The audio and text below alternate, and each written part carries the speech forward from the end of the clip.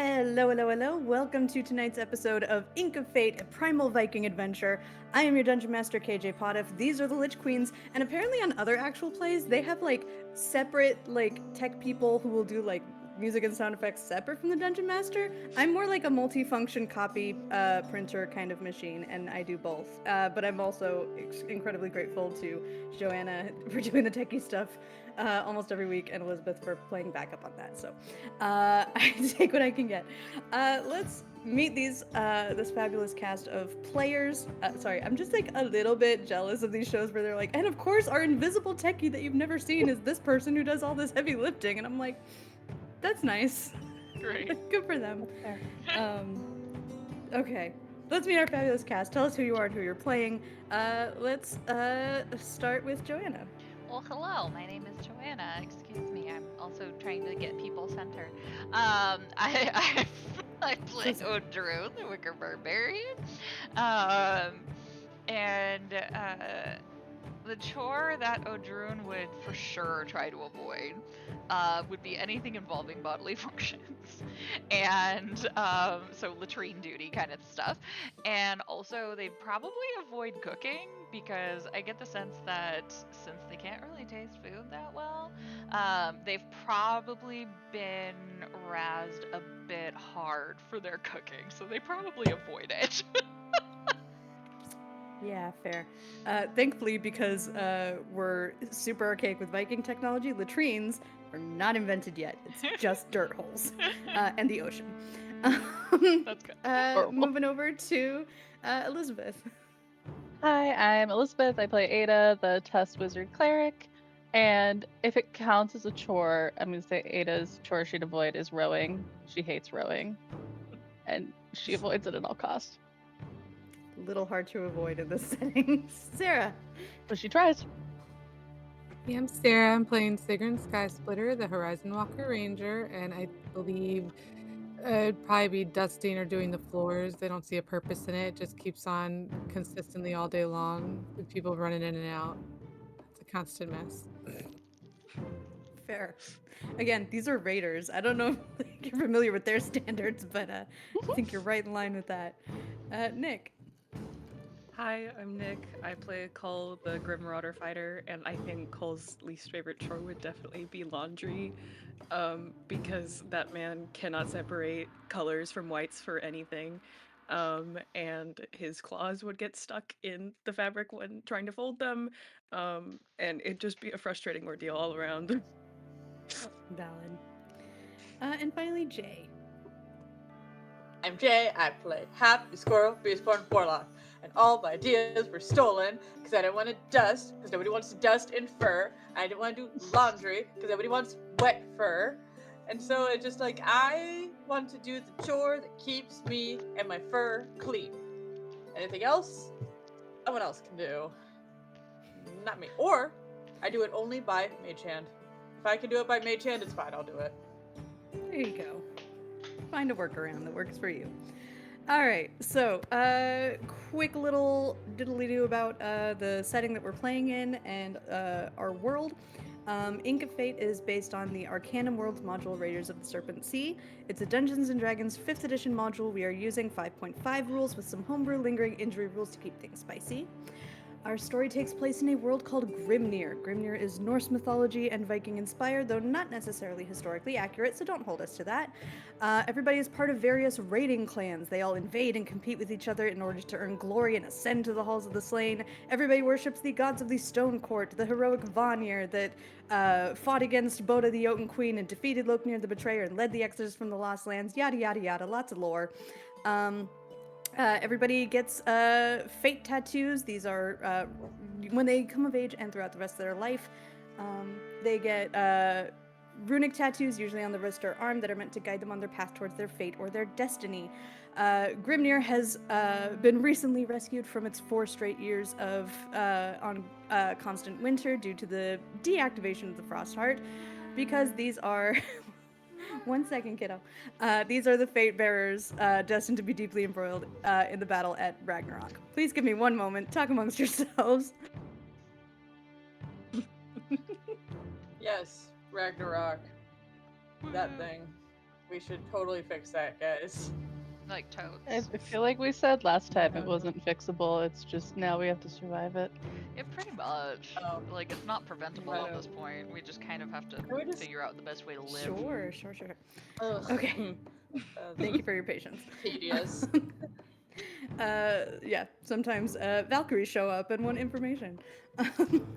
Cute. So, all right. So let's talk a bit about where we left off.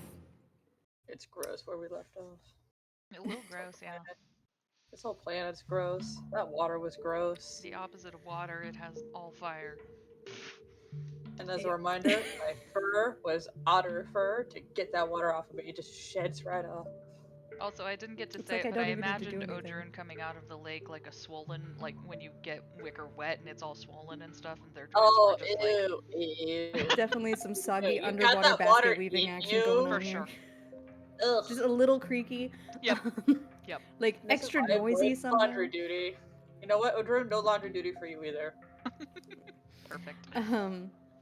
Yep. Okay. So, to sum up, you all are not in Grimnir. You all are in the Lost Lands, having been forcibly banished there by Boda the Jotun Queen, your mortal enemy. You have just most recently explored the sunken city of Istanal beneath a great massive polluted sulfurous lake. You explored the murky depths, found a couple little trinkets and potential treasures, got some information about the history of the city. You dispatched a horrifying creature, an aboleth from the far realms that had been kept as an experiment back in the day, but now had just been lingering in its tank waiting for somebody to get close enough for it to attempt to puppet a little bit. It was only partially successful and not long enough before it was turned into what do we call it? Just a blender. monster blender. The blender. The blender went through the blender. So having dispatched that enemy, you now have a multitude of goals that you are pursuing. There is some information that has been left behind in the Lost Lands that you are in pursuit of. Specifically, Odrun is hoping to follow a lead into the Vonarang Mountains to get some information on their original ancestor, Sprig, the First Wicker. And simultaneously, Sigrun also has connections to an artifact that originated here, the Rainbow Spear. You received prophetic guidance that there's a place up north which you have determined to be what was once the Academy, another institution of learning apart from the University of Istanal, where you know that Loknir once studied. So, these locations being rather far apart, you have determined that in order to expedite your return to Grimnir, you will explore these locations separately, with a few going on the ship towards the mountains and a few taking flight to make it to the Academy to rendezvous later. So we will be able to go through basically the last rest before you do that party split, if there's anything else you want to do while you are still convened as a group. But otherwise, it is up to you all what to do next. You are also aware that you do have your means of returning home. The three maws, these lava whirlpools in the charred seas of the Lost Lands, in this smoking, ashy wasteland of a world, this husk that is a remnant of a place that was probably once beautiful and thriving. You know that you have three options to exit, though perhaps your efforts will involve closing a couple of those before you make your way through. So, with that in mind, let me get some sound going. Where's my sound? I have sound. It's new windy. And you all you've basically been able to find a safe enough place to make camp.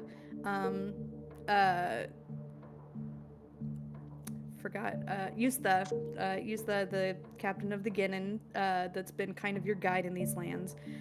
She and the rest of the Ginnin are kind of taking watch on rotation. They'll accept offers of people to join them, but they mostly are like used to their routines and are trying to find some semblance of normalcy with the craziness that y'all have introduced into their lives at this moment. But they are still willing to accompany you on this journey. With Yusla in particular wanting to reconnect with her brother Rudd, who you all know is back in Grimnir, having fallen through one of the maws himself. So, you all have a small campfire. You've been able to cook up some rations. You've been able to get a tiny portion of cleanish water. At least not toxic. It's not great. Still a bit of a taste to it. There's kind of an aftertaste sitting in the back of everybody's throats. Even after your long stint in the lake, you don't really feel any cleaner. Everything is grimy, everything is gross. Some of you are wearing some of the piecemeal, metallic, jagged scrap armor that the Ginnin have shared with you all. So, is there anything in particular you all do? And this can be like the night before your long rest or like in the morning before you split. Anything that anybody wants to do in particular? Does Odrune have any healing potions? I don't remember. I feel like I'm remembering it incorrectly right now, but I don't remember if you make them or if you ever just have extras or something like that. I do make them. Hang on, let me check where I'm at. You're muted. You're muted. My apologies. I handed them out to other people, so I have one potion of healing left, and I had one greater, and then we got a few last time. We right? got 4 potions of superior healing. Okay. Yeah, I have 3 right now. I just didn't know if we needed to disperse or do you want to check before we have to separate? I would also like everyone to remember that in that same episode, I was handed 5 agate stones. Yes, you were. Yes. Just I am like under no everyone obligation to remind you of what loot you have. I just want y'all to remember that. I feel like KJ is testing my memory, but this is the one that's seared in my brain. I do have 5 agate stones. They are of the Understood. appropriate value for shenanigans. Everyone should remember this. Shenanigans being creating sentient life. Other people do it by accident. At least mine's on purpose. I mean, valid. Like Frankenstein. No, not like Frankenstein. No, Way you're to not wrong. describe it. It's a little bit like Frankenstein. A little bit Nope. artificial This creating mysterious sentience. person who I have heard rumors of has made things out of corpses and weird fucking science. Mine was already alive and I just gave it sentience. That feels a little different. That stuff is rotting corpses. Thank you very much. Welcome to my TED Talk. But we also got 2 posters of gaseous form along with that. I know I gave all those healing potions to Odrune because, you know, I had to beat Odrune up real bad. Real bad. Felt bad about it. I should remind everybody that I'm really good at hitting, unlike some people, because the dice god's not like you. Dice gods hated me so much. Wow. But I'm real good. To be fair, we haven't even had me fight with my glaive yet, so we don't know if my hit rate is better than yours now. We'll see what happens there. It'll be fun. That being said, if we do have time, I will, of course, call Mom, check in. Call Mom. I'm just gonna call Okay. Mom. If anybody has any, I can dream, I can do that too, but Can you dream another plane? no, I Oh, can't. okay. I was like, if anybody knows of anybody on this plane that we might have an inkling of, that I can attempt. Does the sword know if anybody's still alive, worth talking to on this plane? Can I? He's been up with the magical puffins. Well, who do we know is definitely not on this plane, I guess? What plane have we not shared with a deity yet? Is, I guess, my guess. Well, I believe Jay is talking about casting Dream, which has to be on somebody in the same dimension as you, like on That's the what I'm saying. same But plane if of existence. Loknir or someone else is in this dimension, then oh no, because you already passed it in the other one. Never mind. So it had to be in that dimension. Mhm. Have You I do have the dreamed head of Loknir Loknir yet? in your bag. Have I personally dreamed Loknir yet? I don't think so. You as the Dream Messenger have not. You have casted it twice on Loknir with Ada as the messenger first, and then Odrun. Can I dream the sword? I believe we established before the sword does not sleep Damn. in the conventional sense. Right. Well, it's out there. Everyone knows it exists, so it's fine. But yes, I definitely would at least call. Well, oh, and then at some point I have to talk to Cole. Unless you want to dream one of those monsters that we just fought. Can I do Or that? claw Can I creatures. seduce monsters via a dream? Make them afraid of us. Give them a horrible nightmare. Or that? Does it have to be humanoid? Let's. All right, class. Let's get together and learn about this Wait, one you have to spell. define which terrible monster you're talking about, though. Are you talking about the Oh, one that's you true. blendered, or are you talking about the lava No, dude? no, we One are not we have talking about that one. I'm not talking to the blundered monster. The one you blendered? He's on another plane now. Fucking not. We are not. No, I'm trying to erase that image from my mind. Actually, it says a creature known to me. Creature. It's a Okay. creature. And it has to be known to you. Known to me is also kind of vague because I have definitely dreamed people that I've kind of like very loosely known. I'm gonna go with you have to have met them before in some capacity. So if I see them from a distance, does that count? Are you asking to dream one of the feeder that Skuld and Sigrun were chasing after? No, I'm talking about giant lava monster thingy that live in Okay, a fortress of flame. I'm talking about the so- people who live in a fortress of flame. Okay, so the only one of those you know by name that you would know in any sense is Queen Glaur. Ooh, a queen. Glaur. Okay. Queen Glaur of the Muss. Queen Flower of the Muss. Well, I mean, anybody that has a title should count. Unless they're like stupid elves that don't sleep. Do they sleep? Where is our trusty guide in this plane here? I gotta ask a very important question. Yusla is nearby. She seems to be sharpening a blade. Hey, you know those terrible, horrible creatures that live at the Fortress of Flame? Do they sleep? I don't think so. Are you sure? We have never witnessed them doing such, and they are primordial in their construction. They seem to be made up of the seas themselves. Oh. So, Does anything other than you guys sleep in this world? I mean, most common beasts take their rest in some capacity. I don't know what else you might be looking for. Somebody worth talking to that sleeps. That's not here presently. You are looking for sociability in a place where you will not be met with much. Well, You I'm are not the looking for first- much. do I'm you kind of know- like bare minimum. Do you know how long it has been since we've seen any sentient crew? I'm gonna be honest. I don't know how y'all have reproduced to create more of you in this awkward ragtag band of people. So, I was really hoping for hope here. You got like a couple more people out there somewhere. It has been months since we have encountered another crew. And then we only met three.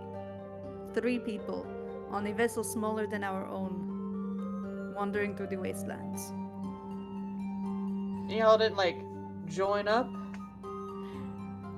Did you kill That him? is not our way. Resources are scarce, and it is difficult to share. We don't tend to get along. We protect our own and we protect what we have. That is how we survive. That is how we make it out here.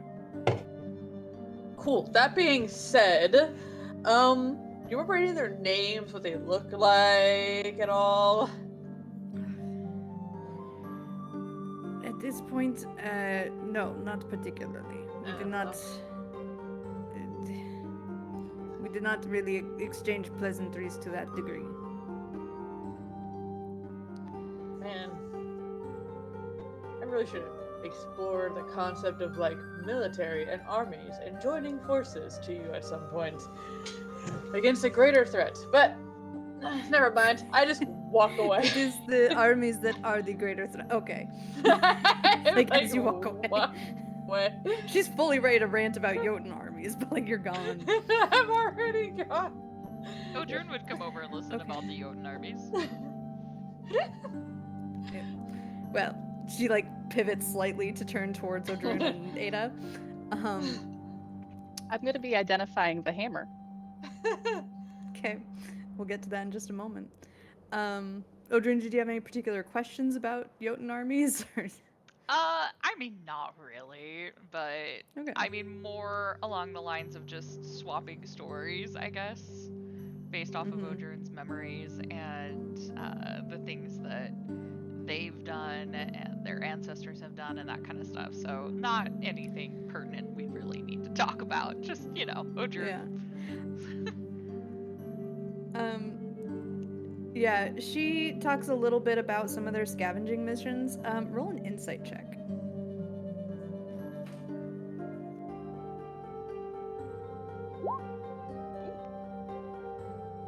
Dirty 20. Okay, 20. Dirty 20. Amazing. Yeah, as she's kind of talking, you start comparing. She's telling a story about surviving and barely scraping by and escaping a few beasts, and like she casually mentions that they lost like 2 crew members on the story she's telling. It says it very cavalierly, not in like a they weren't a meaningful part of the team kind of way, but in a it's been long enough, this happens often enough, like in a very desensitized kind of way. You've talked with very grizzled and hardened raiders before. You know, you've met like raiders of 99 raids or however many they've been involved in.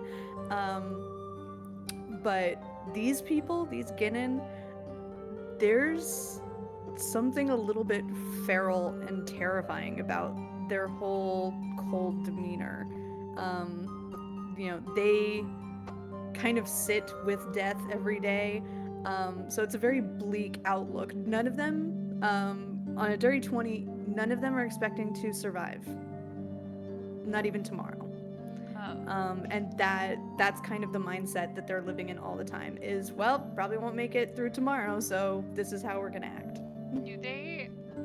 Have they talked about having like any sort of belief about like what happens after life? Like, do they have an afterlife? Do they have a god of death? Like, is that a thing? You've heard them like briefly mention like sort of swearing like, oh, by the void, that's startling. You know, that kind of thing. So you've heard them use the word void a couple times. But you haven't heard any other mention of anything that might be a power or a god or influence or anything like that. Okay. Alright. That's good for me. Cool. Okay, Ada, you were casting Identify on the hammer. Congratulations, this is a Warhammer of Thunderbolts. It is a legendary item, requires attunement. I'm not gonna go into this too crazy, but I will say the double checking the double checking like what this says, what the stuff about giants says. You've seen weapons that work against giants that tend to also work against Jotun. The Giant's Bane ability. Now, this only works if you are also wearing a Belt of Giant Strength or Gauntlets of Ogre Power. So you would have to like pair those items together. If you do that, you do get access to Giant's Bane, which when you roll a 20 on the d20 for an attack roll made with this weapon against a giant, or in this case, Jotun, creature must succeed on a DC 17 con saving throw or die. There are certain creatures that will be immune to this. But with Identify being cast, you know that that number will be extraordinarily limited. My gosh. Jay's My fighting for her God. life. Sorry, her cat was just attacking her.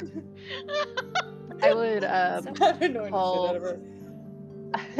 I would call Cull and Odrune over and just be like, so like you both have really cool weapons, but this might be the coolest thing we found. And then just go into the explanation. I know, I was peeking at that. Did you take the Gauntlets of Ogre Strength, Call? I don't know if anyone's wearing them right now. Yeah, I don't know if I am. Okay. If none of you are wearing I know them, I then gave him Skuld up. probably It's has probably them. okay. It might have been Skull then. Yeah. Because Yeah, I know what am I attuned have the to? belt. I'm attuned to my greatsword, my tattoo, and my bracers of defense. That give me +2 to my AC. Yeah. I have my Boots of Speed, my Barrier Tattoo, and my Belt of Frost Giant Strength. So I'd have to give up one of those, and I'm not sure I want to. Yeah, I don't know if I want to give up any of mine. But I'll I think kind about of it. wonder. We'll put it in a bag if nothing else. Gold. Yeah. Go crazy We could give it to Skuld. with the matching Would Skull be able to use bracers. it? Or we could give it to Luda. Bracers. Luda Eventually, is unreliably Not here right elsewhere always. I That's mean, true. Luda's Right. not here, and she doesn't have those bracers or the Skull belt. is here. Skull has Mhm. the bracers. Mm-hmm. I'm kind of thinking we give it to Skull. Yeah, might as well. At least I for like it. now. Mm-hmm. Sorry, I did not mean to exclude Sigrun and Hap. I just know that we have two strong people. It depends on your definition of strength. Physically. Strength as in the attribute, Physical.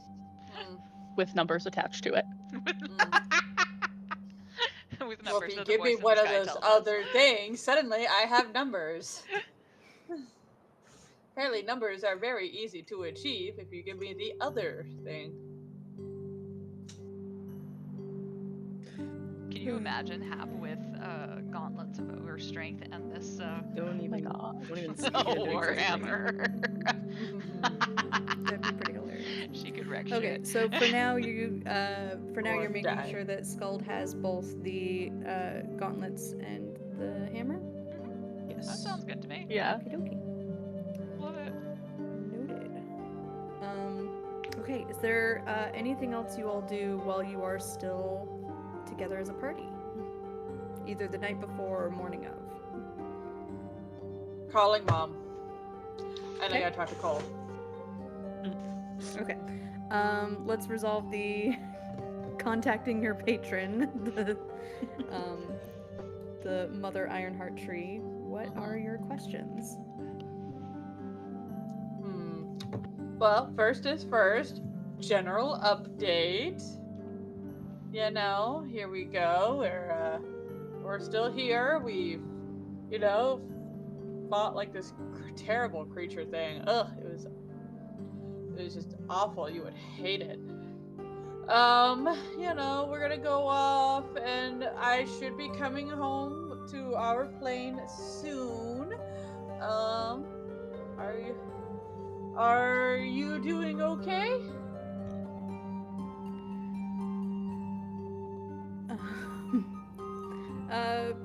Positive response. Wow, that hesitated. Okay. All right. Okay, so I'm gonna assume that if the mother tree is doing okay, that means the planet that she is on is still there, which is great. Good news there.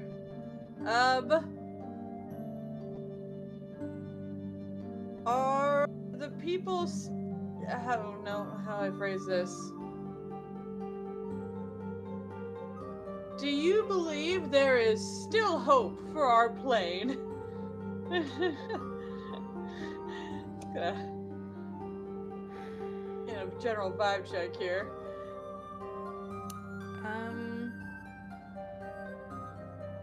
Positive response. Oh, that's lovely. It's lovely. Have you been able to keep in contact with Bo?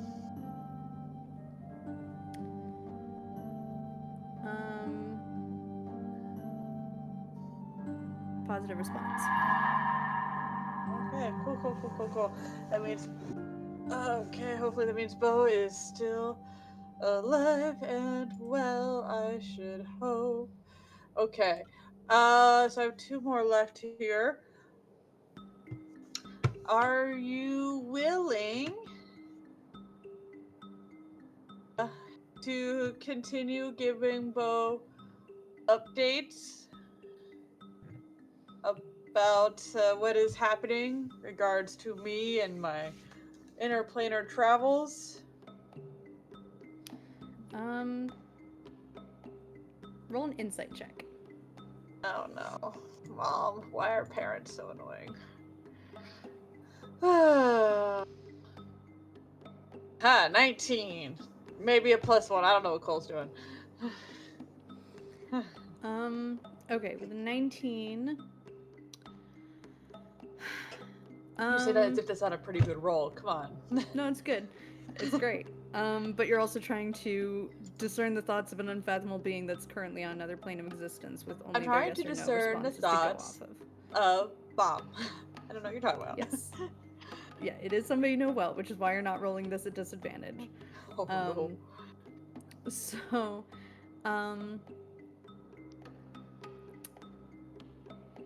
it's not a sense of like you worry for a second that there might be some exasperation or oh my gosh, quit bugging me about this kind of attitude. It's not quite that, but there's a certain amount of questioning and inquisitiveness of wanting to know why.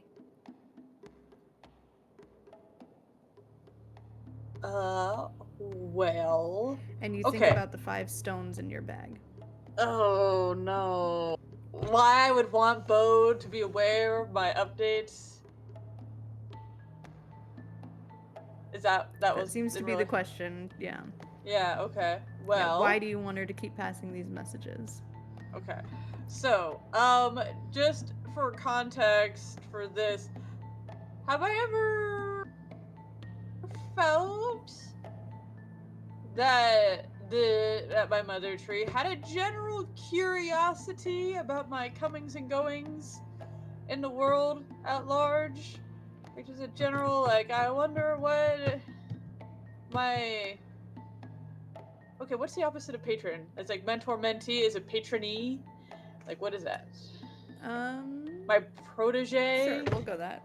Yeah. Have you ever gotten like that kind of sense that the tree is like kind of interested? Because that's kind of like, because my, if so, then my kind of response would be like, you know, kind of, I care, I want Bo to and be in touch with us the same way as any person cares about their progeny, in a sense, for their general well-being. And you I don't know get if the sense that as a nearly omniscient being in terms of things that are within her domain and her purview, she doesn't have much of a sense of needing to pay special attention to anything. Everything yes. she wants to care about, she can see. Yes. Okay. Then it's like, well, it is strange for me. I'm gonna try to convey this feeling to them. It is strange for me to be out of contact with someone I care so deeply for, who I feel a responsibility towards. And so I find that I must rely on the strength and skill and omnipotence of others in my place. My purview of things I care about is much smaller in my ability to see the world. I have a much narrower focus, as is the limit of my capacity. But for those inside of it, I care deeply. I don't know if the tree is understanding this. Roll persuasion. Oh, God. Okay. 26. Or 27, I don't know. 26. The cold factor is, like, much more random these days.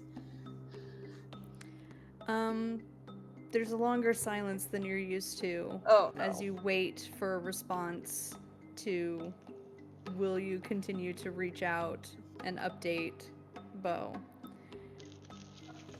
Eventually, you do feel a positive response. Oh, wonderful. Okay.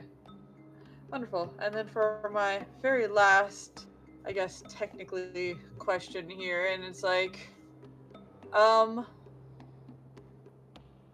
we have discovered these maws, as I have told you before, that are entrances into our world and such. Would you be willing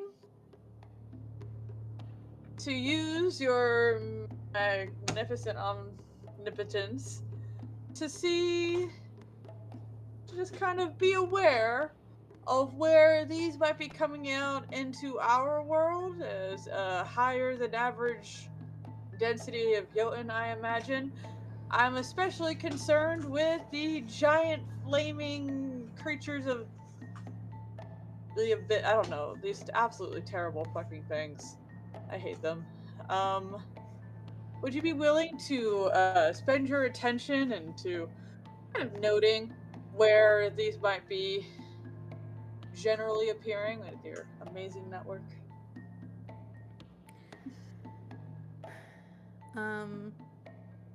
I don't know, it's just kind of a random thought. You don't have to say yes. I'm just. The feeling that you get in response to that is I have no way of knowing that. Okay, well, just a general awareness. I don't know, like, there's some bullshit shenanigans over there. Okay, cool. That would be it. Love you, bye. Hang up the phone. The connection dissipates. Was there anything else somebody else wanted to do? I know Happen wanted to talk with Cull, but I wanted to double check if anybody else wanted to do anything before that. Okay. Hap, you come out of your brief reverie. What is Cull up to when this happens? Training, probably. Just getting his last few hours in. I know the sun doesn't set, but before they have to rest, he's getting his last few moments in to try and just work harder and be faster. Okay. You find a couple Ginnin who are perfectly willing to get a workout in with you, and they're all right. When there are like 2 or 3 of them against you, you're able to get a decent workout in. Hap, you find Cull sparring with some of the Ginnin. Okay, well, I'm gonna pull out the horn. It's like, Cole, we have to decide who's carrying the horn. Cole stops whatever he's doing and just kind of waves off the Ginnin and goes up to Hap. Says, I thought you were taking it. I mean, I can, but are we sure? What if you get in trouble? What if you get in trouble? I don't know. I just feel like you guys get in trouble all the time, and it has so many useful features. Is the horn attunement? No. That's why it's busted. This thing's insane. It's like, I can take it, but I need to be confident that if I take it, you will absolutely reach out via probably Ada. Either way, If you I will get in reach trouble. out. The only possible reason I could think of taking it is, like, to replenish Ada's spell slots, but it's also... And if I blow the horn, you promise you're gonna come? Yes. Immediately? Why would I... Yes. Why would I not? Okay. I don't know. I don't know anything anymore. The whole world is upside down. Nothing makes sense. You know me. I know you like to die.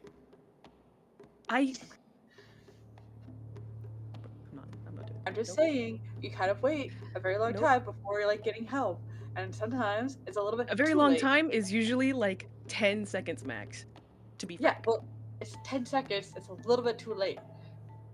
Just saying. If I need help, I will get help. You sure? Contrary to popular belief, I don't want to die, Yeah, contrary to very popular belief. clearly. Mm-hmm. Okay, I'll take the horn. As long as you promise not to die. I promise. Can you I promise? would like you to actually be much further. I am not the problem. Just say. Oh, you're not the problem? You who runs in front of a dragon, a giant ice construct dragon, to try and get its attention? Yeah, okay, why did I do that? Why did I do that? Huh? Huh? I'm just saying you're not infallible here.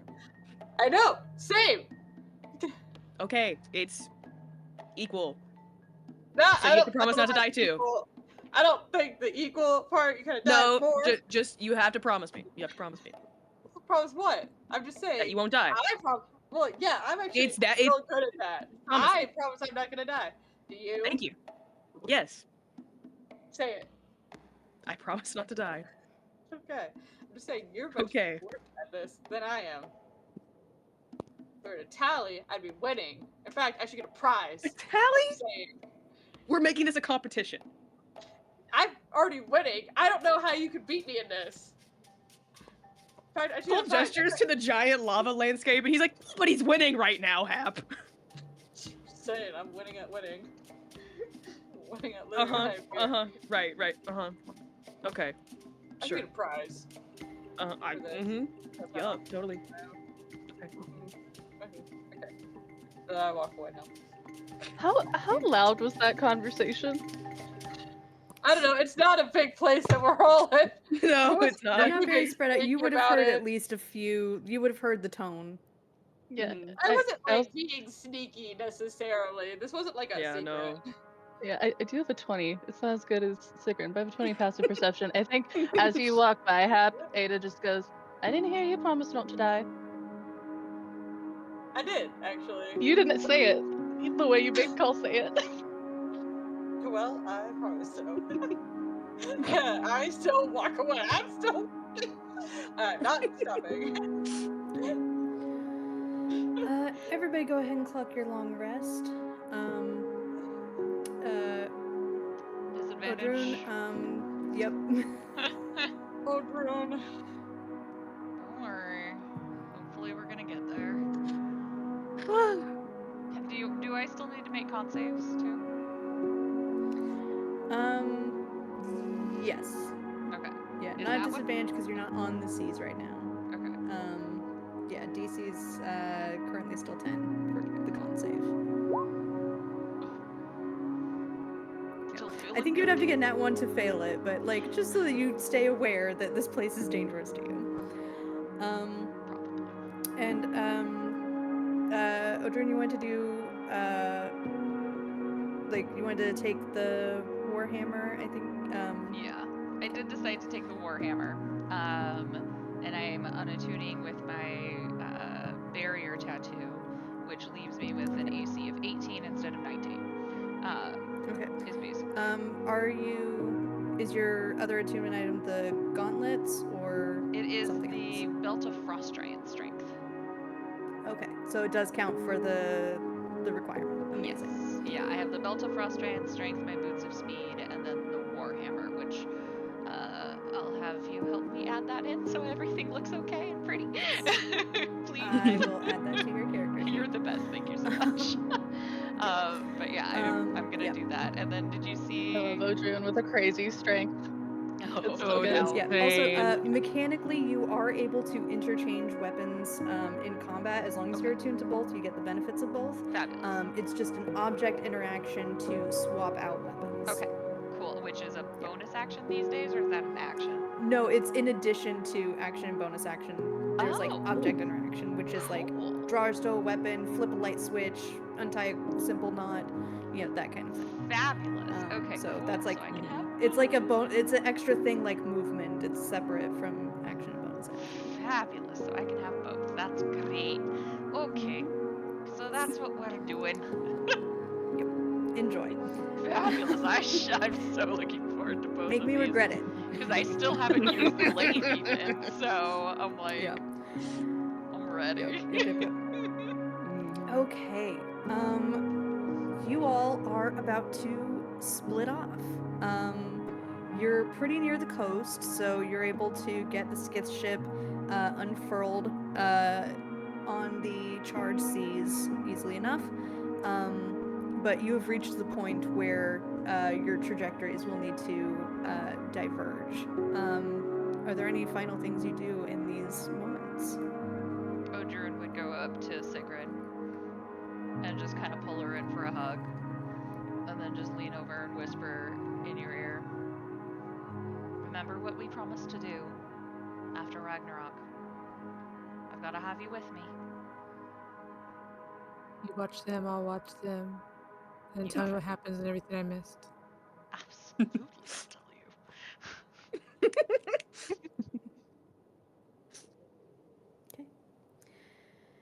I'll tell you. Ada would hug Sigrun and just say to Hap, I won't let him die.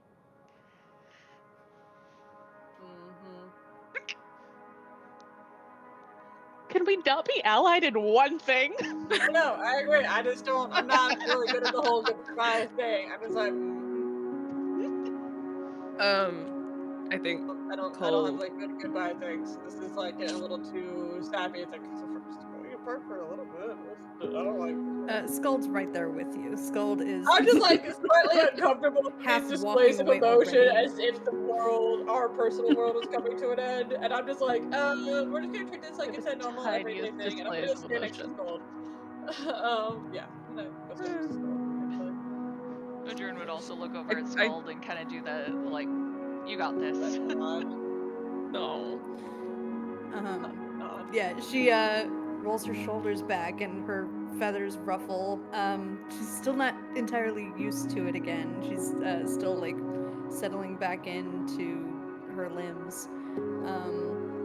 But she, without any particular ceremony or fanfare, she just kind of hooks her arms under Sigrun's armpits and with a great hoists you up into the air and begins carrying you aloft. Hap, I assume you are riding a Karn, your currently flying goat? Yeah, I'm flying goat. We're heading off. I brushed a Karn this morning. My fur looks great. And as you ride off into the not sunrise or sunset or anything that's lovely, but the choked, ashy, gross wasteland towards what you know to be a dangerous swamp, the rest of you are able to get onto your boat. The Ginnin remain with the boat party, as you will need rowers. As they continue to complain about the lack of automata here. And they got less soft. Yep. But you all are able to continue your journey. We're gonna start with the seafaring party a little bit. I need a survival check or a navigator's tools check if you're proficient with that. Oh, I no. need it from one party member. I have survival of 5. I can make my Yeah. survival a 10. One of you, please not me. Okay, I'll use my rune for survival And I'll today. help you. And Okay, with Yeah. advantage. cool. What does that do? Okay. Advantage. Can I guide myself too? Sure. Just everything. Yeah. Nice. Math. 27? 27. 27. Lovely. Sweet. That is high enough. Let's start with that. Yay. You We'd be in deep shit if make it wasn't. excellent. Yeah, you make excellent time. Now, uncomfortably, your pace seems to be aided by a hot wind that's like the heat that comes out of a kiln as you're opening it. It's just hot air pushing on your face and pushing into your lungs and through your system. Um, it's ashy. It's not great to breathe in. It stings your eyes a little bit, but it does catch your sails and propel you onwards. So you are able to give the crew a little bit of a break here, as you're able to use the wind and not have to row so terribly here. There's still a few places the lava does get a little bit like congealed and thickened in places. It's not fully consistent. It's definitely not like sailing in water. Water is smooth, water lets you glide. This stuff is sludge, and even at its most liquidy, it is still hot and cooking and awful. Odrun, on your next long rest, you will be making that con save at disadvantage because of your sheer exposure to this Yuck. level of heat. I also will need, and you can help this in any way you want, I do need a group stealth check from you three. Would Pass Without a Trace do anything here? Yes, that would help in this situation. Yes, I will cast indeed. that. Odrun's gonna rage.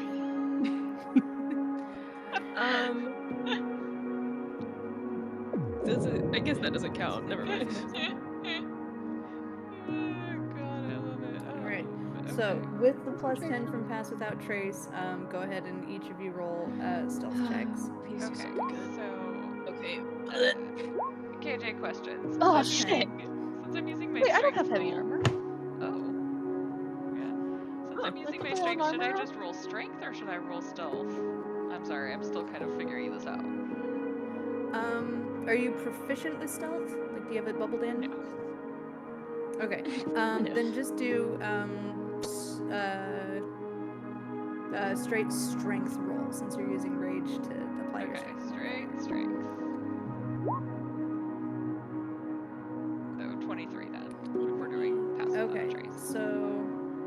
So yeah, plus 10. Cole, you got 16. Ada, you got 26. And Odrun, you got 23. Oh, no, that's correct. Unfortunately, I upgraded to half plate. I have disadvantage. Oh! Okay. Say 14. 14. Okay, would you have swapped that out or downgraded at all, or are you sticking with the heavy When we're on armor? the ship. Well, we're on the ship. When we're on the ship, I probably wouldn't wear the whole thing. I would just wear the breastplate I've had. Okay, great. Love that for me. Yeah, I'll let the 26 hold instead of the 14. Okay, so yeah, you the charge sees there's not a great way to see all the way to the horizon. It does seem to be fairly open where you're sailing, but you know, with all of the smoke rising everywhere, there also seem to be like random spots where there's not quite geysers, but just places where the lava is particularly like spurting and bubbling and sparking and bursting in a few places. So it does obscure the landscape quite a bit. You do find yourselves almost before you can notice it, you do spot a couple shapes streaking through the smoky clouds. Very large, bat-like wings. But you manage to evade their notice with, thankfully, Pass Without Trace having a range of 30 feet radius. You are able to compass essentially the whole ship. You also hear heavy thuds, steady, rhythmic, sometimes pausing, a little bit intermittent, before they continue up again. Thud, thud, thud. And you catch glimpses of what you think are potentially volcanoes, lava-ridden mountains, but then you see them move. You see limbs, you see helms with jagged, rough edges and protruding horns. You see glowing rivulets of lava taking up much of it almost looks like veins in a way, as the way that it illuminates and spreads through these colossal beings. And you catch. I feel like I'm playing really mellow music right now. This feels like, I mean, if we're seeing them, I would but agree with that. if we're seeing them at a but at the distance, same it's time, okay. you are seeing them at like Yeah. such a distance that you can barely hear their thudding footfalls. You've encountered giants and large beings before, so you know that with your stealth, you are able to kind of pass silently, sailing through the lava here, and are able to evade what seems to be regimented patrols. They seem to be on some kind of watch or rotation. All three of you go ahead and make a perception check as well.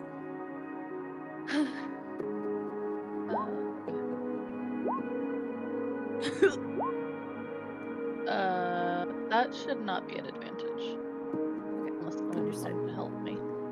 Okay, highest one was Odrun with a 15. Odrun,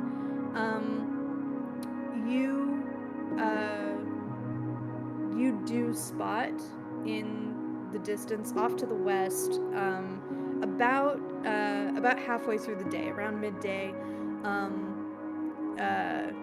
probably about like within 30 minutes of passing this musk patrol, you do spy just for a moment a couple sparks of rainbow colors. Very, very distant off to the west, but you are able to confirm that this is very likely the location of one of the maws. So you will, in theory, be able to navigate back to this general area and be able to find that particular maw. You don't make out any details. You just see like a little flare that went up a little bit higher than usual, almost like a little rivulet of northern lights, like you would see coming from Turnfjall from the Rainbow Spear. But you do get that confirmation. Can Odrun ask about those patrols? Like, What do you want to know? what are they patrolling for? Is it just, are they looking for all of you, or are they looking for, do they fight with the Jotun? What are they looking for? Hard to say. Every time we encounter, or any of the survivors encounter a patrol, they eliminate all survivors. At least all that they can find. To stay hidden is to stay alive. Hence why we don't often gather in large groups. But I do not entirely understand what their ultimate objective would be. We have always suspected that it is our extermination that they wish for.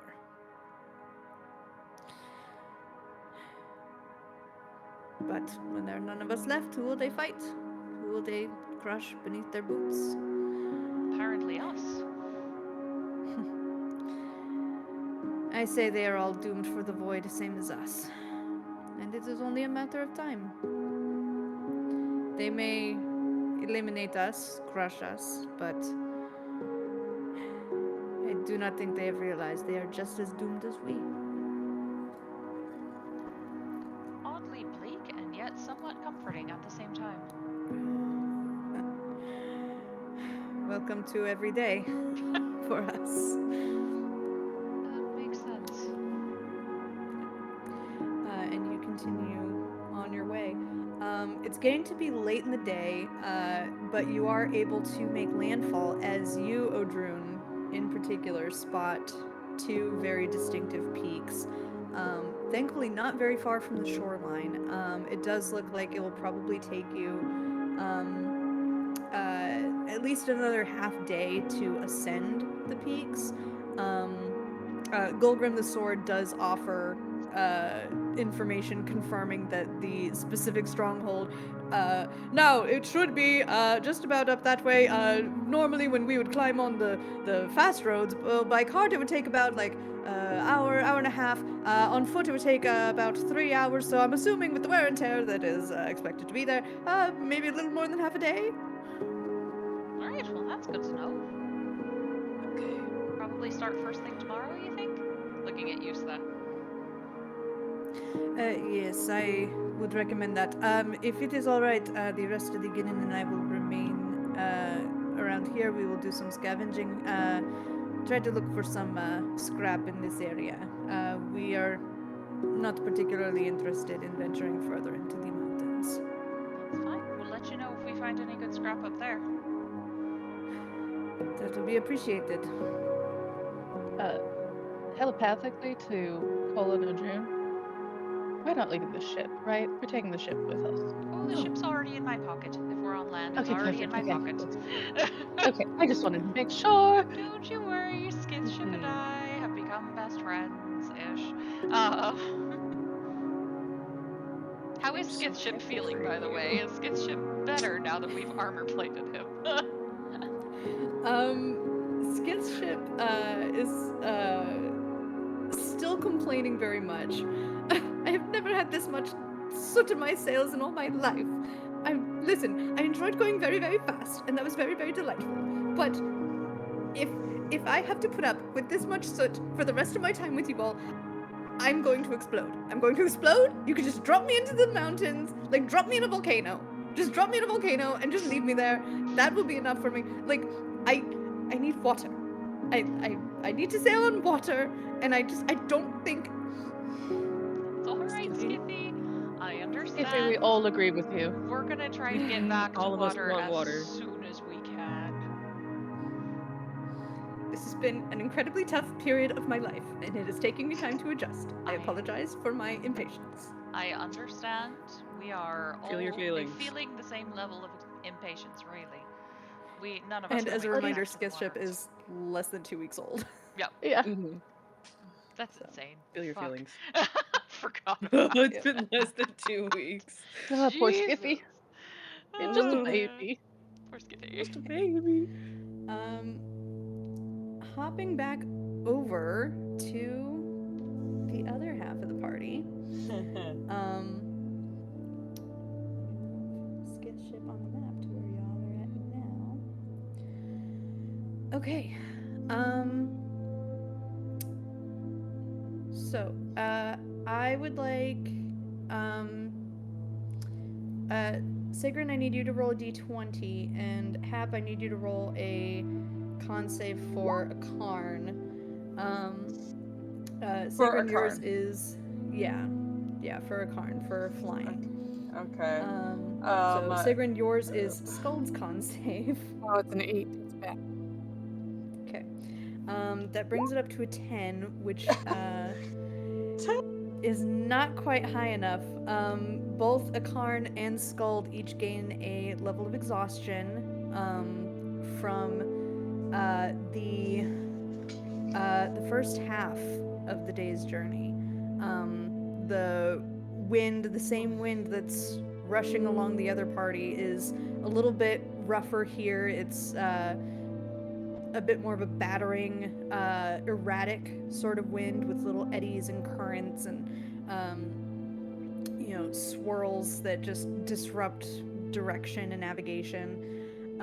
So as it gets to be about midday, you're able to take a moment on land to pause in kind of this open gray field. There's a few tiny spurts of ash gray grass, just very stumpy, like 2 or 3 inch tall grass in a couple places. But Skuld is just wiping soot and sweat from her brow, and Akarn is just kind of, what do goats even do when they're worn out? They're like a dog, tongue hanging out and panting a little bit. Let's go with that. Don't enforce actual accurate goat physiology on me on this. So, but they seem to be at least somewhat worn out about midday. They will be able to keep going, but it is going to take likely an extra hour to get to where you need to go. So, you can always cut the flight short, end it a little bit early, and finish the journey in the morning. But as it is, you will probably, if you continue straight on, you will likely get to your destination 1 or 2 hours after sundown.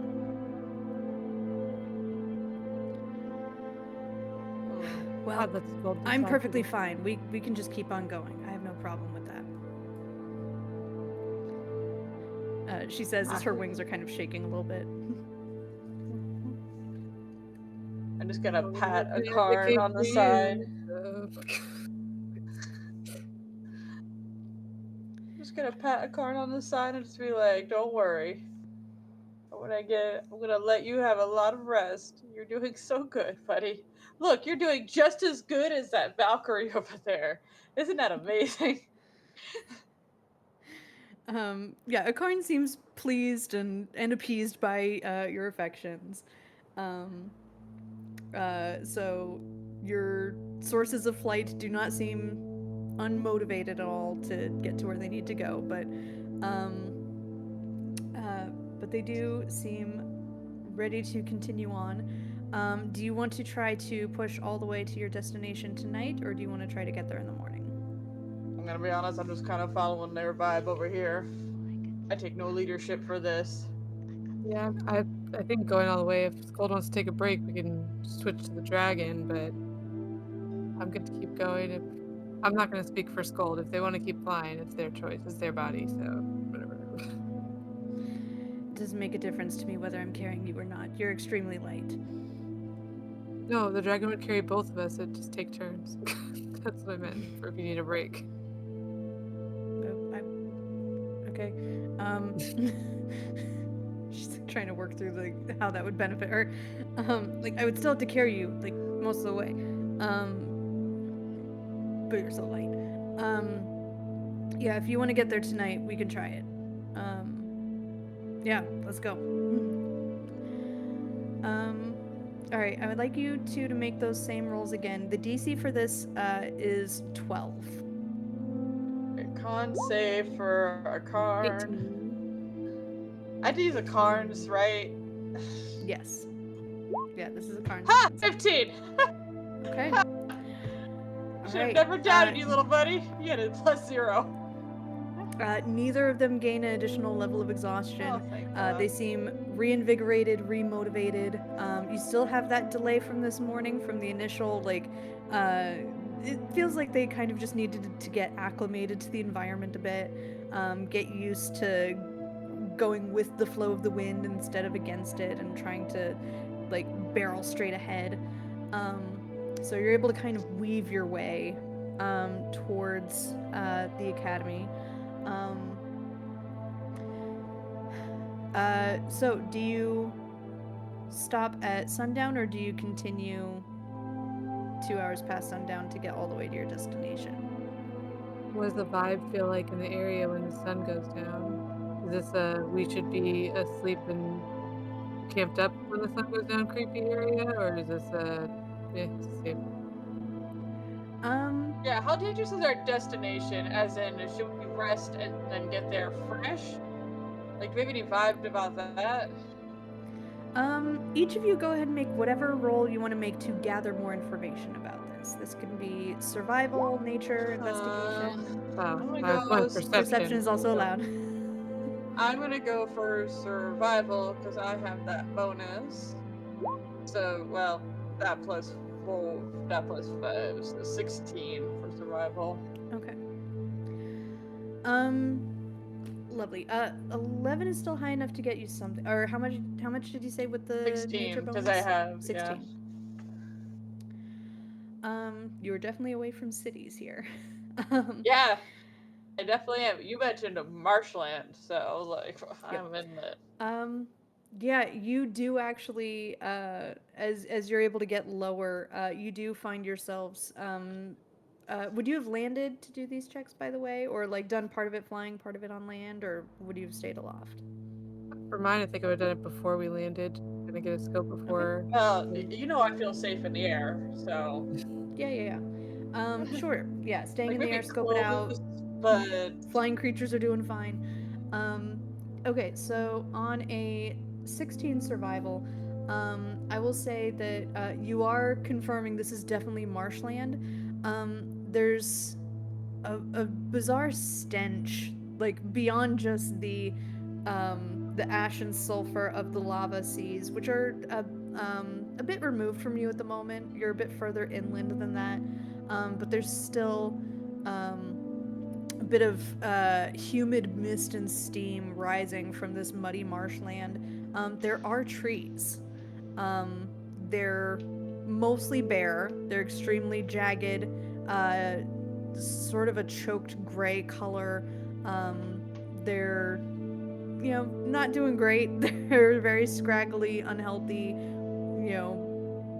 Like some places it's more scrub brush than tree. But you do see a few solid trunks as you fly over this gross marshland.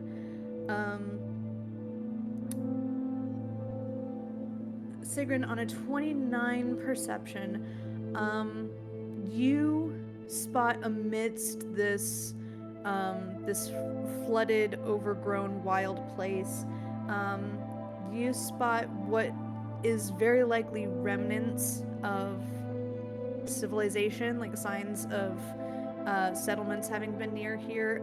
Nothing too like bold and stark, but you'll see like the remains of the base of a brick chimney that's been like mostly toppled over and mostly eroded, and you see just the tiniest little base of what was probably a fireplace. You see a couple of skeletons, just like a limb here and there, maybe some kind of like helmed skull somewhere. You do spot one or two Jotun cairns of a couple of what was probably forest striders or some related cousin to that. But you also. Sorry, I think I was starting to give this description to Hap, but then I like interrupted myself with a different thought. The smell. So something that both of you would notice, having spent a decent amount of times in the wild and being in different environments and ecosystems, you're far enough away from the lava seas that you know what marshlands should smell like, at least when they're relatively healthy and have a somewhat of an ecosystem going. The word that kind of pings in your brain is that this place smells a little bit like the underworld.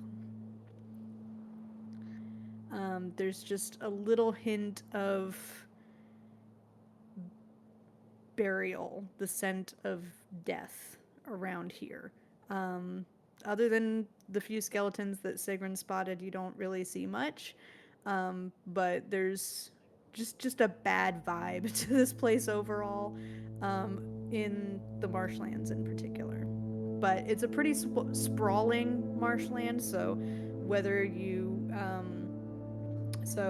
don't have a lot of great options for where to rest out here. The marshlands look pretty grody. You have definitely heard this like more sounds of creatures. You can't quite tell if they're small, big, predators, something. But there's probably at least some kind of wildlife around here. But you do also realize if you get to the academy, you would still be in the marshlands, and you would still have to rest afterwards, and you would still have to find a place, and then it would be later at night, and then you might have to travel far. Like, you're probably not going to find a place to rest that's not marshlands at this point. You see a place to land at least that seems relatively non-ambushy, or because from what I gathered, it's kind of ruins, abandoned area, some random creatures, but otherwise probably could land okay. Roll a survival check. Unless you want to Would I have be them take it helping? from you. Do you want? No, if you want to roll it, I won't take this moment from you. Oh no, Wanna roll no, it? go right ahead. I'll just help you. Once again, I am Uh, not leading this mission. Go ahead and roll with advantage. Oh. Haha. What is your ideal bit of nature and ruins that you would like to take shelter in? Oh, I Your would luck say holds out on for you. Hap's comfort and mine, probably somewhere up high with a vantage point that we can look down on, like something that looks like it's stable enough not to crumble as we step on it, but the higher vantage point, the better. Not easily ambushable. Yeah. Yeah, lovely. Yeah, you kind of circle your way down from the air, not even marching your way through this landscape, not even taking that risk. And with your bird's eye view and your eagle eyes, you're able to spot what Do your looks elf like eyes see, Sigrun? well, what looks like basically a large oak tree, or some cousin to it at least, with a very, very thick, sprawling kind of trunk. Um, again, not super green and leafy, but there's a few faded brown sort of leaves on it.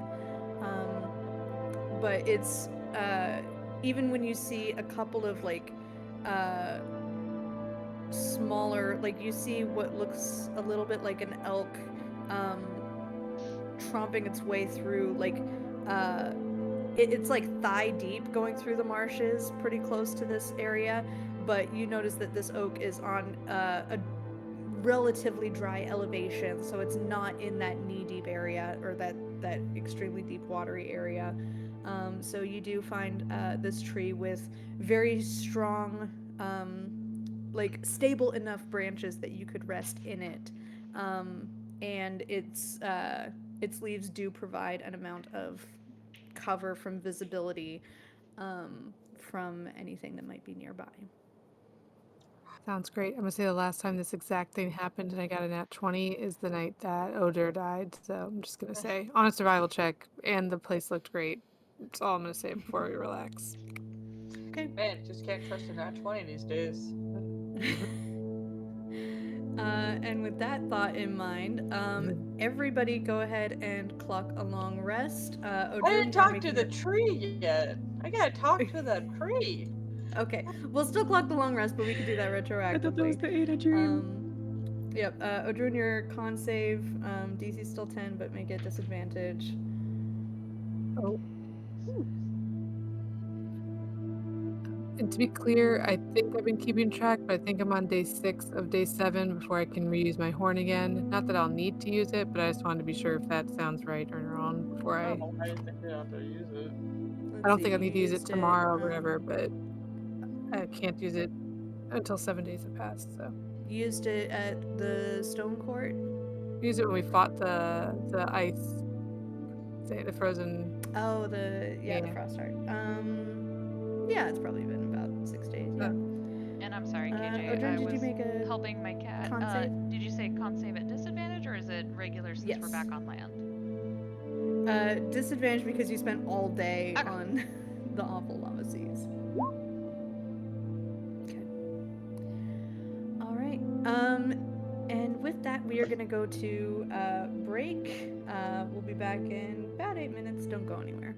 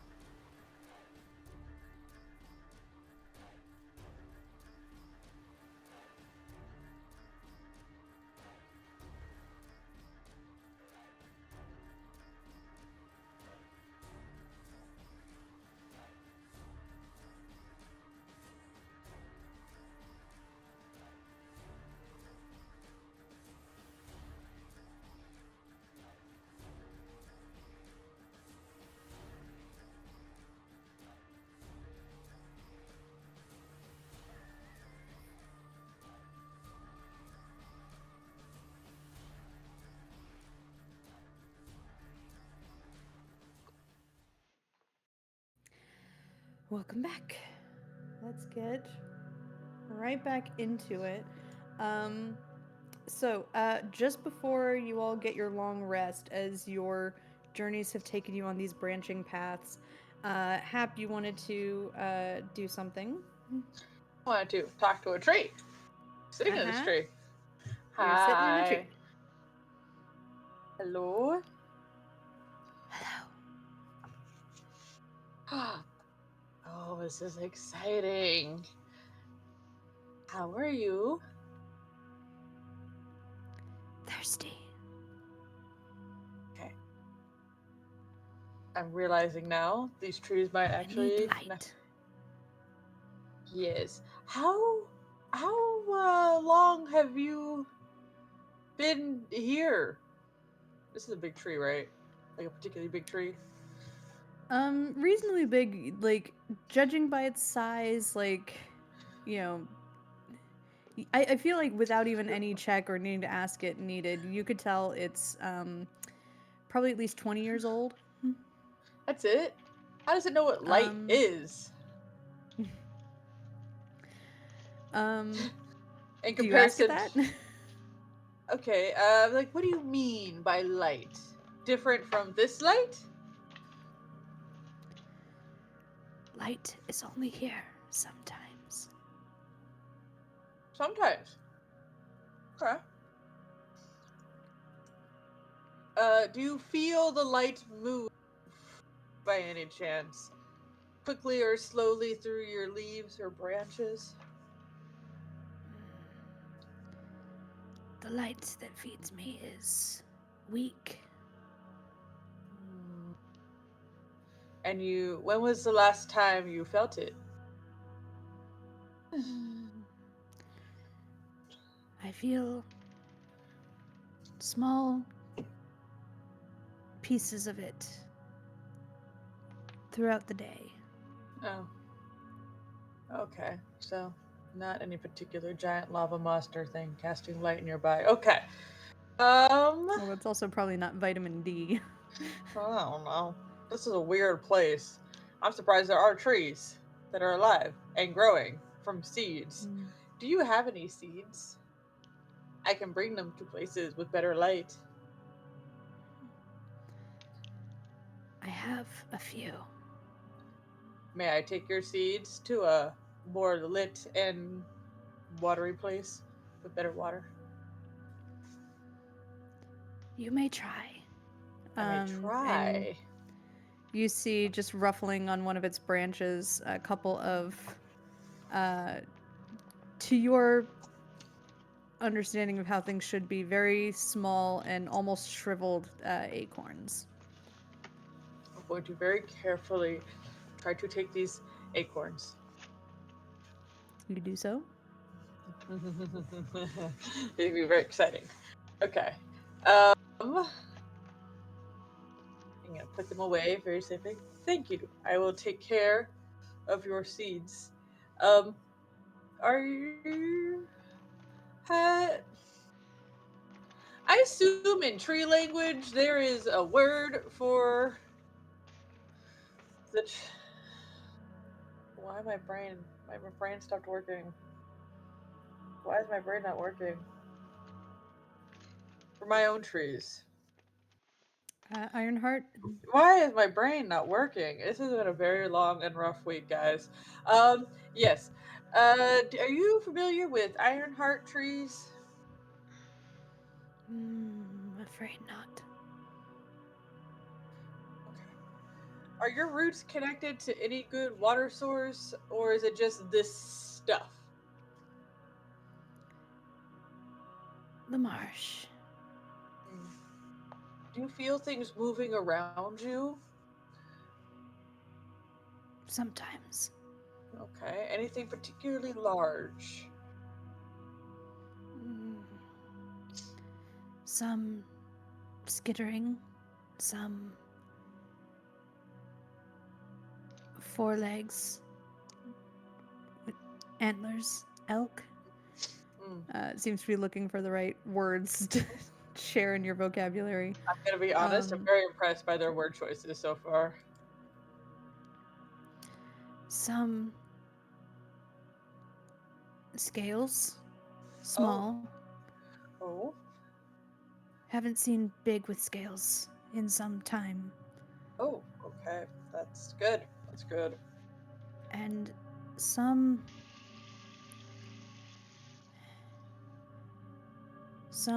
that move but do not live. Move but do not live. Yes. Do you feel those a lot? Sometimes. Oh, thank you. I appreciate you, tree. You are a very nice tree. Do you mind if we sleep in your branches? No. You may sleep here. Thank you, tree. I'm gonna stop there and just be like, guys, I don't like this place. I don't like it. I don't like this. This is terrible. It's just me. Who are you And talking Scold. to? What guys are you talking to? I'm talking to you. I'm talking to a tree. You see me talk to trees. And- I assume it's not new to you. And then I stop talking to a tree. I look at you and scold and be like, I don't like this place. I don't I like it. forgot There's Scold dead was things here. walking around. You forgot about Scold. Scold is here. She seems to have flopped like belly first onto a branch, and she has like all four limbs dangling like a lynx.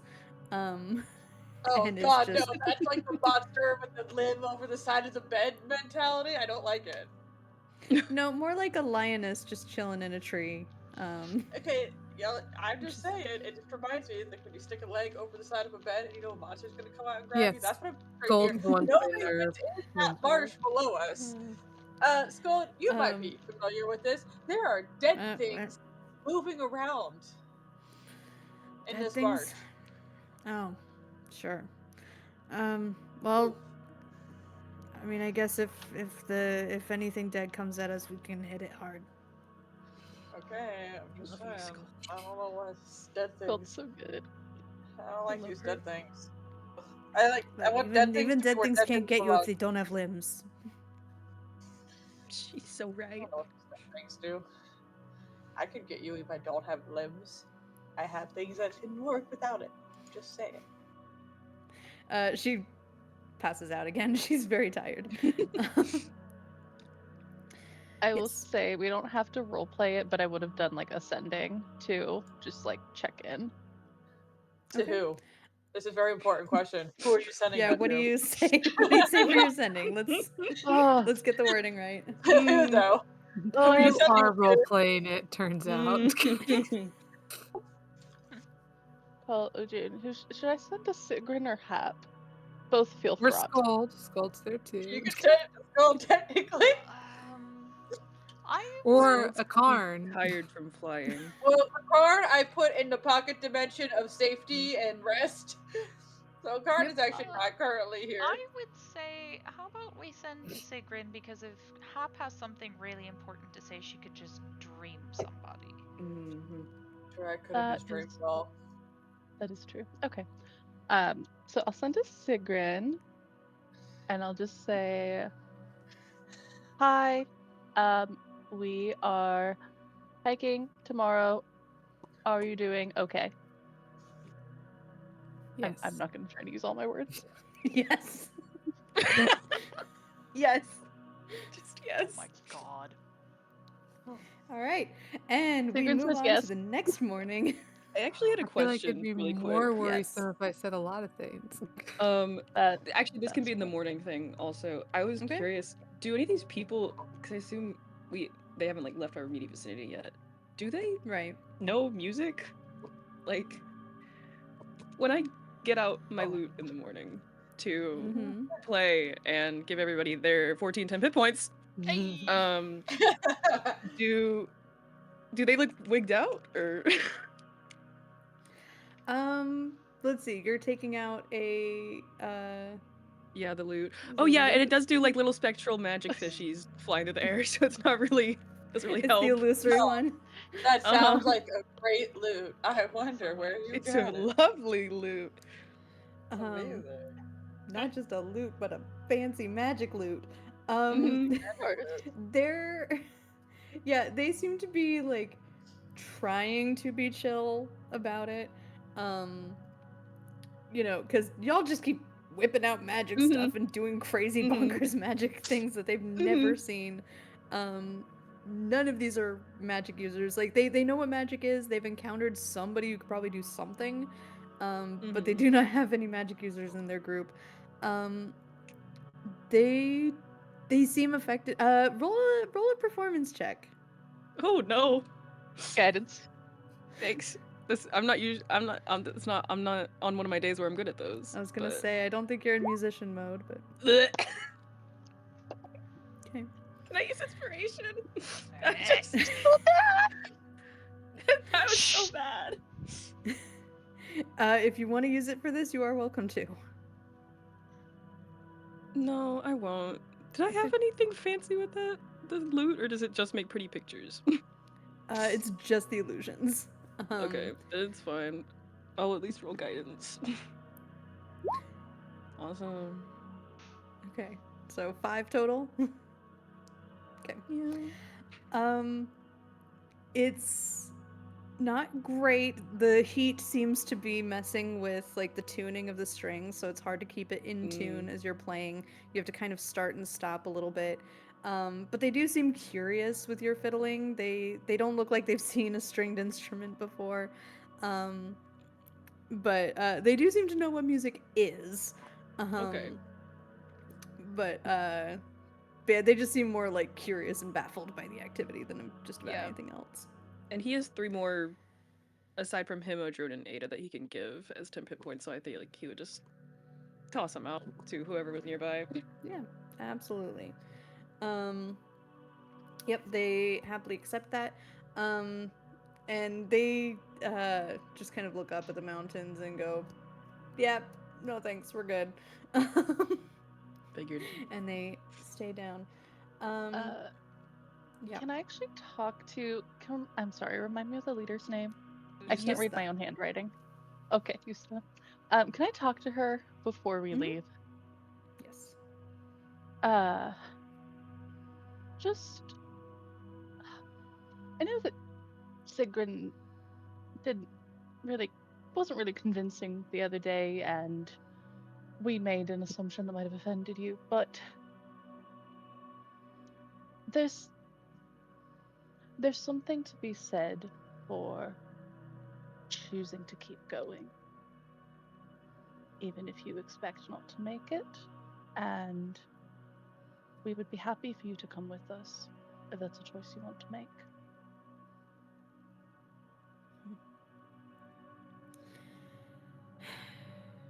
You have told us that your world is on the verge of the Ragnarok, this same type of crisis that our world experienced.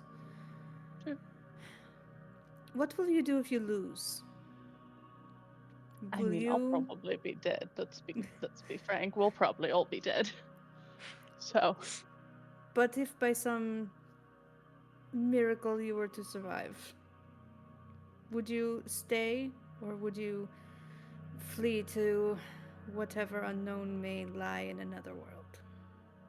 well, I don't know if there is another unknown, because the thing is that our world was made from after the death of a god, and there's not really a god that can die to make another world at this point. You know,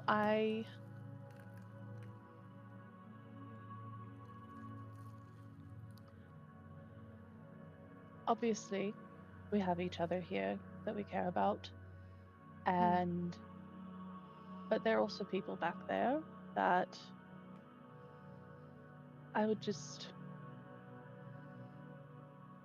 I mean, I technically am a ruler of a place, and I want those people to be okay too. I don't even know them. It's very complicated. But I think it would just be to try to keep going. Because even when it feels like your whole world has fallen apart, there can still be something next.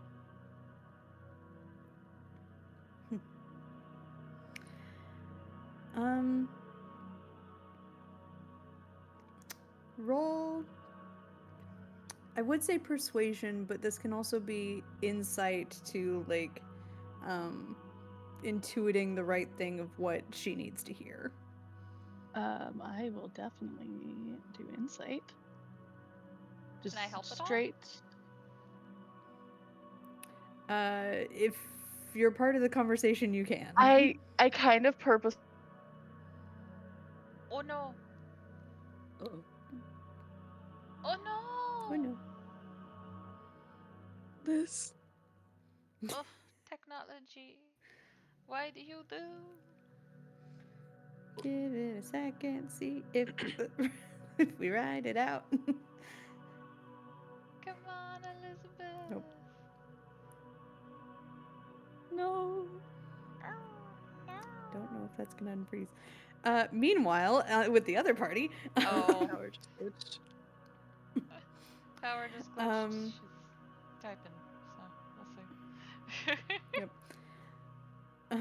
Okay. Meanwhile, with the other party, I need a group survival check, please. Group survival. Okay, we're fine. All right, Hab, still make it. Just you know, What about skull? for my identification. Fine. Natural one. No. Fine. I'll make one for Scald. Sure. +5, so Okay. 25. Cool. Scald got a 12. We're helping. So- It's fine. Yep. So yeah, with the median being dirty 20 and with a nat 20 on deck, you're able to make excellent time and are Our able group's to fine. easily find your destination. The funny thing with the way that Liz is frozen, me just being like, we're so fine, it still feels like the accurate reaction. Yeah.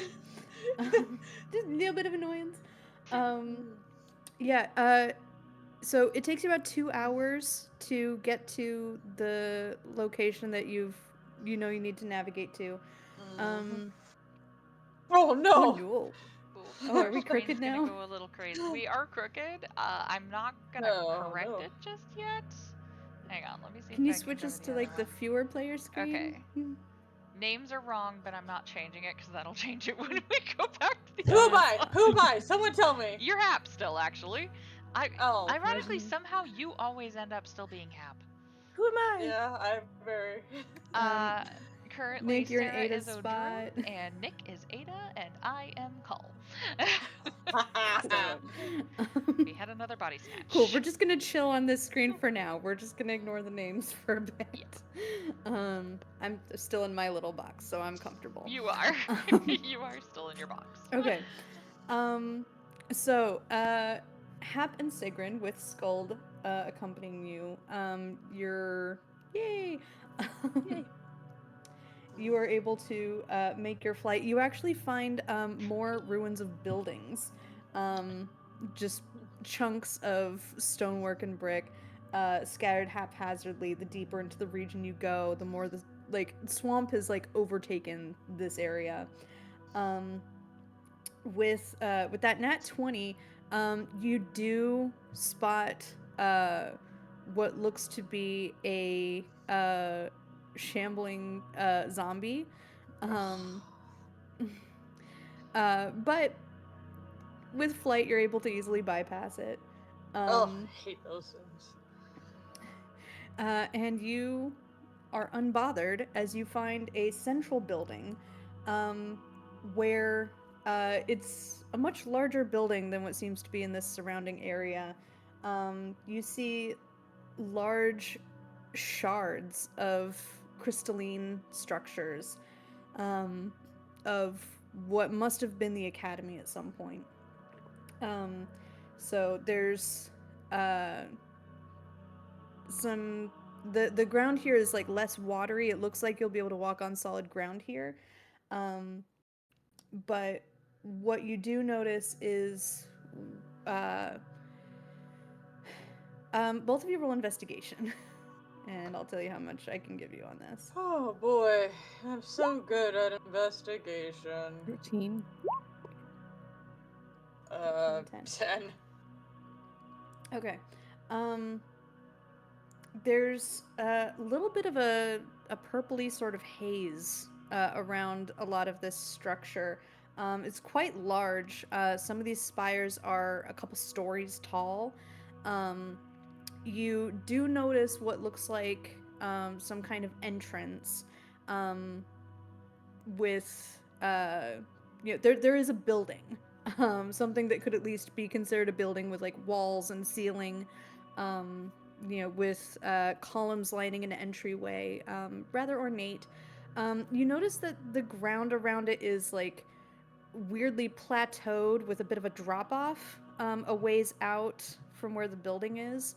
And the building is a little bit on a tilt. It's just ever so slightly slanted. So all these jagged spires are pointed a little bit off on a diagonal instead of like directly straight up into the air, as if this whole plateau is just sitting in the marsh, ever so slightly crooked. But you do see what looks like exterior staircases with an entrance that looks more like it would have been a balcony at some point, but there are doors. Sigrun, do you have any idea what we're looking for? Do I? Detect portal. Before we go any further, as well. You use detect portal. You get a ping. I say we go towards wherever I'm getting that ping. It's definitely inside the building.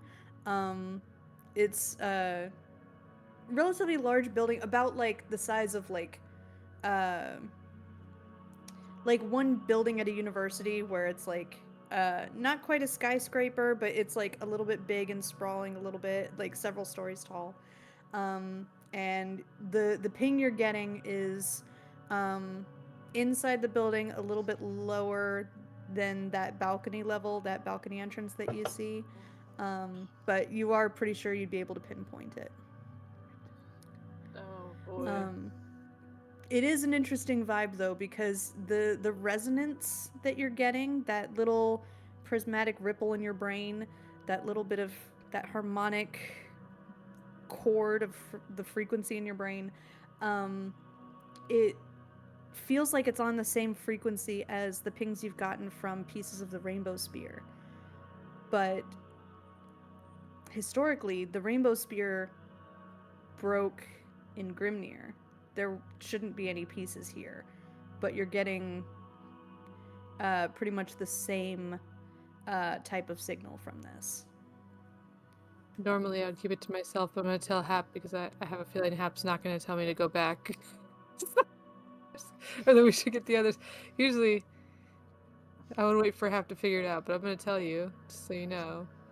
It feels a little Okay. spear-like, just FYI. And last time there was a spear involved, there was a big creature, so just be on guard. I mean, pretty much everything we do involves a big creature of some sort. It's not exactly a Pass shock. without trace. That's smart, you're right. Probably might be. Amazing. Pass that trace goes up. Just in case. I it's love how sneaky it's like little. me just being like, I just assume there's like some shenanigans. The other thing is I could go scout it out. Well, I have it I for can't. 6 seconds too, so we can also save that for if you have to scout. We could find a hiding place. I only have 6 seconds to get there. You'll have plenty of time, but luckily, You have 6 seconds of etherealness. Yes, I have 6 8 seconds. hours of etherealness. No, I'm saying if we have to escape, we could both use it, and you'll get farther than I will. But we can at least secretly come up with a plan in 6 seconds before I have to disappear back to the original plane. What? All right. With that pass without trace, we can't make a both plan of in you go 6 ahead and make seconds. stealth checks. Have I don't to know. if have to. Oh my god, my mouse won't catch up. Okay. Well, 15. Stealth. 12. Okay, We had to add so plus 10, right? 25, So 22. 22. Yeah. Oh, 22. Okay. Yeah. Total of 18 for Skuld. Okay. God, we're so good at this, guys.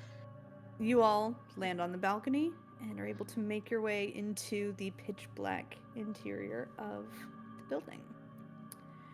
Okay. Do I want to get out my Meanwhile- grip globe? Hold Never that mind. thought. We'll circle back. Yep. Meanwhile, back in the Vanirang Mountains, all three of you make, yeah, this is gonna be a group athletics check. Can I ask what happened with the conversation I had Yeah, before we my never power finished got weird? that, and I asked if I was Right, gonna help, yes. and that's where we froze. Because I Yeah. was trying Thank to you for help reminding me. if Let's you weren't Sorry. too far away. No, You that's say fine. that you intentionally something Yeah. when. You want to do the Mhm. insight check instead of the persuasion Yes, check. I Go ahead and do did. that. I asked if I could help. Okey-dokey. And then you said you were What would you say intentionally. to? Oh, I did. I was gonna say I kind of intentionally pulled her way to the side because I feel like it was a lot when we were all like talking That's fair. the other day. Never mind. Oh, so it was just you. Okay, understood. Yeah. Okay. Yeah, it's a 25. Yeah, you realize that the whole reason she's with you even right this second instead of back at her home base, like she seems like a creature of routine. The only reason she's not at her home base right now is you're her best bet at reuniting with her brother.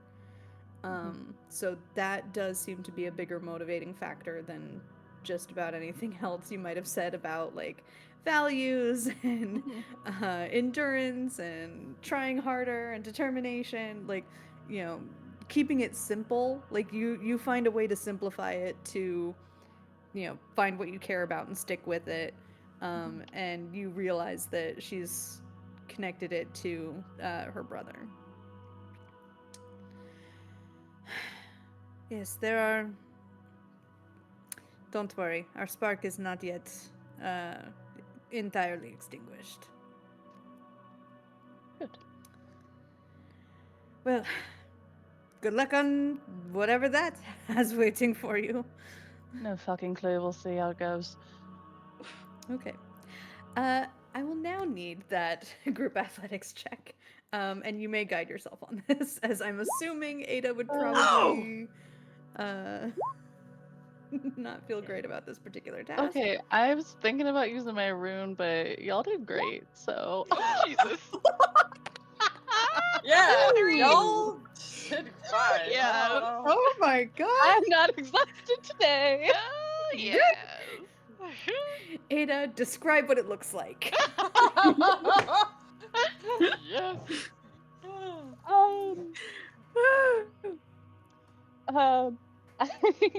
I think Ada's like, hi, talk to someone effectively, and so she's just like buoyed by that a little bit, and it's just making everything better. Amazing. Y'all are hoofing it through these mountains. Golgrim seems pleased. Let's see. I'm trying to remember. Y'all had used the attune to the sword, but the sword can still talk to you all on this climb. Okay. Cool. Yeah. Yeah, he seems absolutely delighted at your efforts. And you're able to make incredible time. You're able to find just the right pathways and just really make quick work of this hike. Thankfully, you learn from Golgrim that you don't need to actually make it all the way to the peak of either of these mountains. Thankfully, the stronghold you're looking for is a bit more nestled, kind of tucked back into one of the valleys between these two mountains. And you realize up close, it's almost like one of them is like leaning on the other one. You know, just kind of like, oh, the brothers. Like, and you just think about how people name things. So, go ahead and make perception checks, please. Who's carrying Golgrim, by the way? Not it.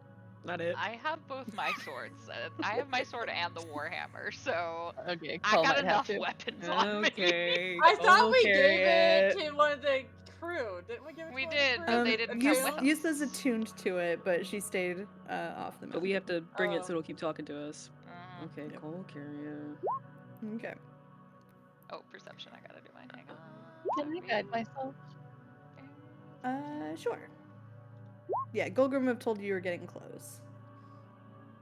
Mine's a dirty 20. Dirty 20. Hopefully. Okay. So Ada and Odrune, you you all are just hiking your way, charging up these peaks. Cull, you're kind of focused on like looking for hazards, making sure nobody trips, that kind of thing. And yeah, y'all are just tromping along. It's great. Like all of those like dramatic shots in Lord of the Rings where it's like, this is such difficult terrain that we're traversing. Y'all are like skipping over it, like Cole has a climb speed. just trotting. No one's Um, having their Gimli moments. We're chasing the Yeah, Urukai yeah. without any problems. Yeah. We're literally issue. flying. We'll call it Ada telling Odrune to catch up, even though For Odrune's real. like a Lord of the 28. Rings could never. Somehow what my we're long doing legs over are not here. doing as well as your short ones. Yep. I have a speed of 35. I don't know what you're talking about. You make your way into a valley that at first glance looks like just more of the same rough, craggy surface. You're a little bit further away from the lava coast, so it's not as smoky here. It's a little bit misty, a little bit cloudy. The temperature's like marginally cooler here. It's more like 80s instead of hundreds. Okay, I'll take So, it. Yeah, Mhm. not the worst. Odrune, you feel like you'll probably do a little bit better resting tonight. Just from getting away from the lava that much. Let's see. You catch a glimpse. Golgrim says this is the right spot. We've found the right location. You should be very, very close. Just keep moving forward. And Ada and Odrune, you spot just a little wavering shimmer, just in one little spot. There's just you look in a couple of places around this valley. You notice a couple of small shimmers. And as Golgrim says, look, just keep walking. It should be about another 100 paces or so. Yes, that should get you within visual range. You notice that 100 paces in front of you is just past where you're seeing these faint shimmers. Golgrim, you said this feel like place we- used to be, like, cloaked? Invisible? Yes. It does appear that those security measures are still in place, possibly wavering. Alright. Maybe? But it shouldn't harm you. You should be able to just walk right past it. Okay, I'll go first. Knowing that there were traps at the last hideout of the Vanir, I decided to prepare this today. So I'm going to cast Find Traps as we start going through Amazing. here. Okay. So do you cast it before you get to that magical area, or like Probably once we're like through the threshold, because I'm Okay. trusting this sentient sword. Ascension sword. why amazing. not? You walk forward and you actually see those shimmers getting a little bit closer. Like they're not moving, you're just getting closer to where they seem to be hovering in space. It's like a heat wave, except it's like stationary. It's in one spot. It's not really staying on the horizon or anything. And as you kind of cross this threshold, you just feel a kind of ripple, and you see several towers that were definitely not here a moment ago. Very worn, very rough, all of varying heights, thicknesses, materials, remnants of what looks like a small, just cluster of towers. Each like probably about the size of like a nice solid guard tower that you would find by a castle's edge. Like somebody could maybe live in that, in each of them, but there's it looks more built for protection than for comfort. But even as you're past this threshold, you do see the buildings kind of waver a little bit in and out of view. When you focus, you're able to keep them in your perception, but you realize that you're inside a fading hallucinatory terrain that was meant to be permanent, but the magic does seem to be wearing thin. So these towers, they don't look ruined like what we've seen. They just look abandoned.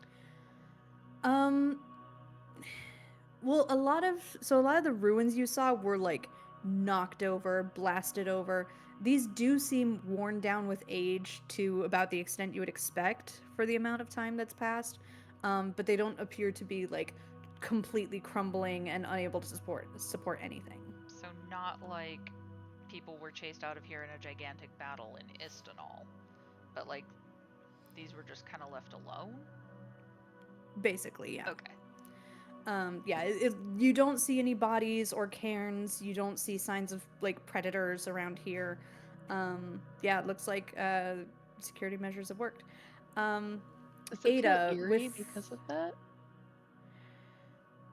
yeah, potentially. Yeah. There is a certain element of like you do see a couple of like barrels that look like they were like just sitting outside of a shed.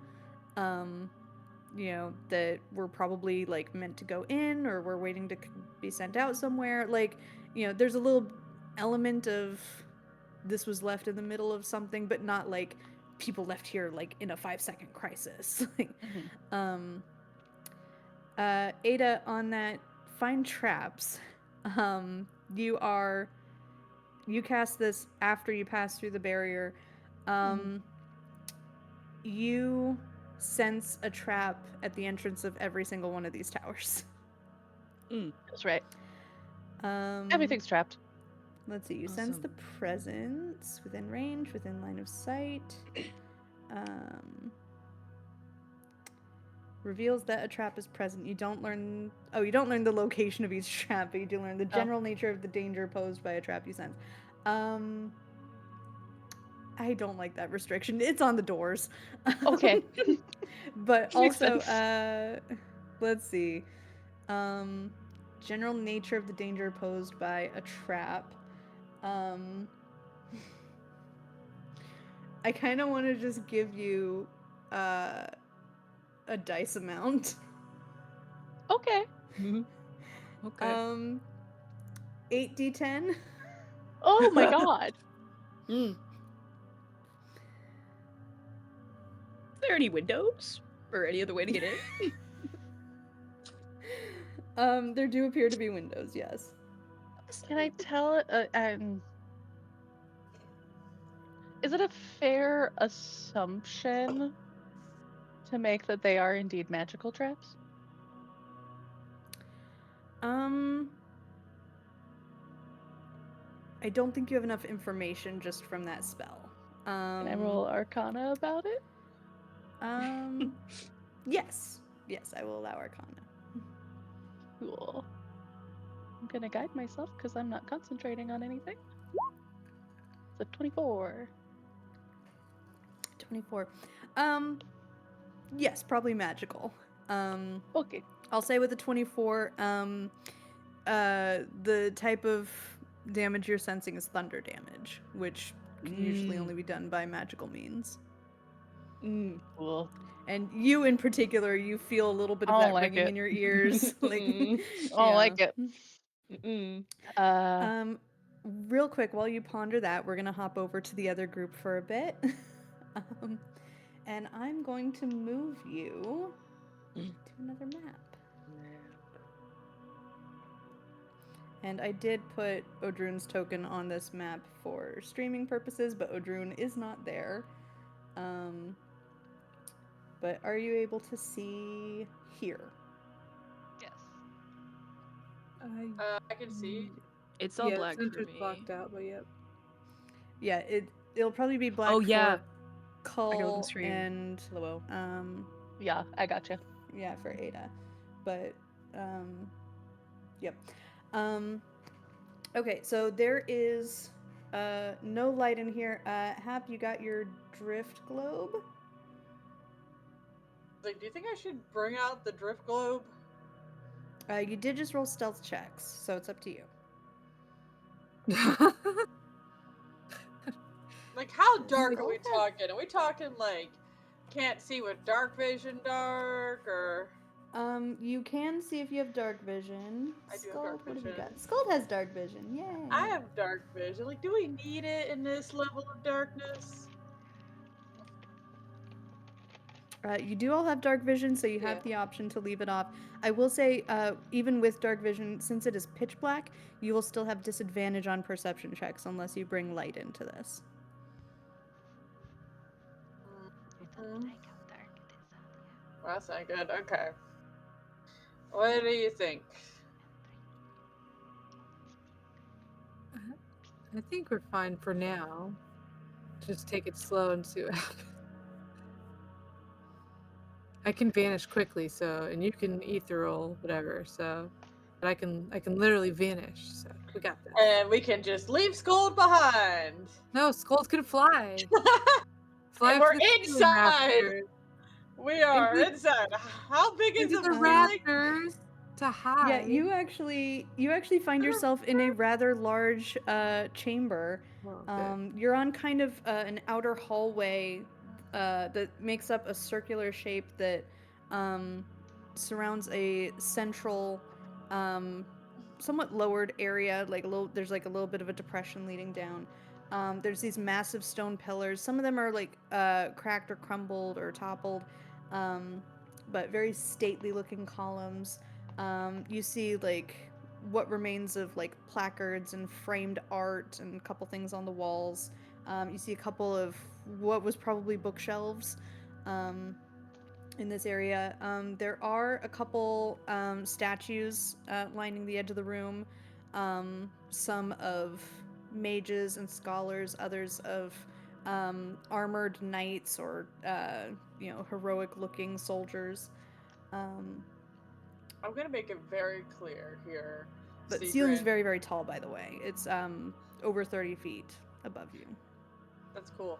Seagrin, if I have to disappear using my ethereal abilities, just know I'm not gonna be rushing back out of it. I'm gonna use that and I will be scouting. But if I go ethereal, I'm gonna stay ethereal for a bit. Don't freak out. You do see also, I don't think this is visible the way you're looking on the map, but there is a faint glow coming from like further inside, like towards the center of this circular area. Right now there's like a wall, but there's like entrances to get further into the circle. And Sigrun, you know that's where you're getting that ping. Are there Is any it the noises glow that we can hear rainbowy? in this big chamber? Let's see, with your passive perception, you're not noticing any sounds in particular. You hear a faint hum, like just a very faint. But not like footsteps or walking or mumblings or things like that. No. No, just a very constant, steady, unchanging noise that's just a very low drone. For clarity, my passive perception is 23, so Mm-hmm. I'm feeling. No, not for you, for everyone else. If nothing's going on, I think we're okay. I want to say. But, okay. Let's go explore, I guess. All right. Skull just starts walking. Oh. Go and move your tokens wherever you want. I go right to this edge, corner cover. Okay. Yeah, looking around the corner, you do not see anything moving, first of all. You're pretty confident, like you're really keeping your ears peeled. You don't hear any footsteps or movement. You see that you kind of have to like zigzag your way inside as if you're kind of weaving your way through a circular maze. However, these interior walls seem to be like not fully up to the ceiling kind of walls. These seem to be a little bit lower, and are more for like compartmentalizing the space than anything else.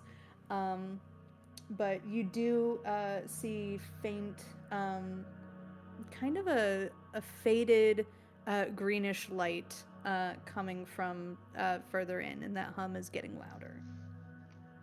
You want to crawl over the walls, or you want to just go in and or do you want to stay outside the walls? You can Okay. easily it's like 30 feet to just walk around to get to that. Well, we both have a Centermost climb point. speed, so why not? I For no reason. It's pretty smooth stone, I will say. There's a lot of like I a lot can smoother fly. than what you would find in the stonework in Grimnir. You can fly. Okay. You know what? I'm Do you just fly? gonna. Don't say it like that. I'm just curious. You know what? I'm just gonna get on a card. We're just gonna go straight up, not next to the wall, but like further back, and just kind of like peek over, Okay. kind of like where I am. Just kind of peek from- over. I would like to prepare Eldritch Blast if anything aggressively comes at me. Okay. From where you are, you can't quite see what's emitting that light in the middle. You kind of glimpse what looks like a ray of light that looks like a little bit more present, like a little bit more magical than just light shining from a light source. I mean, I assumed it was magical light. Reasonable assumption. But yeah, unless you get your token closer, I can't tell you what's making the light. I'm sorry. Like, so There's over this something. wall, I can't see anything over this wall from where I'm standing right now. What's The wall blocking my right in front of view? you. Yeah, the one right in front of you is the one that goes all the way to the ceiling. Oh, you're talking about there's, like- this wall is only like Yes. 30 feet. Okay, sorry, I misunderstood that.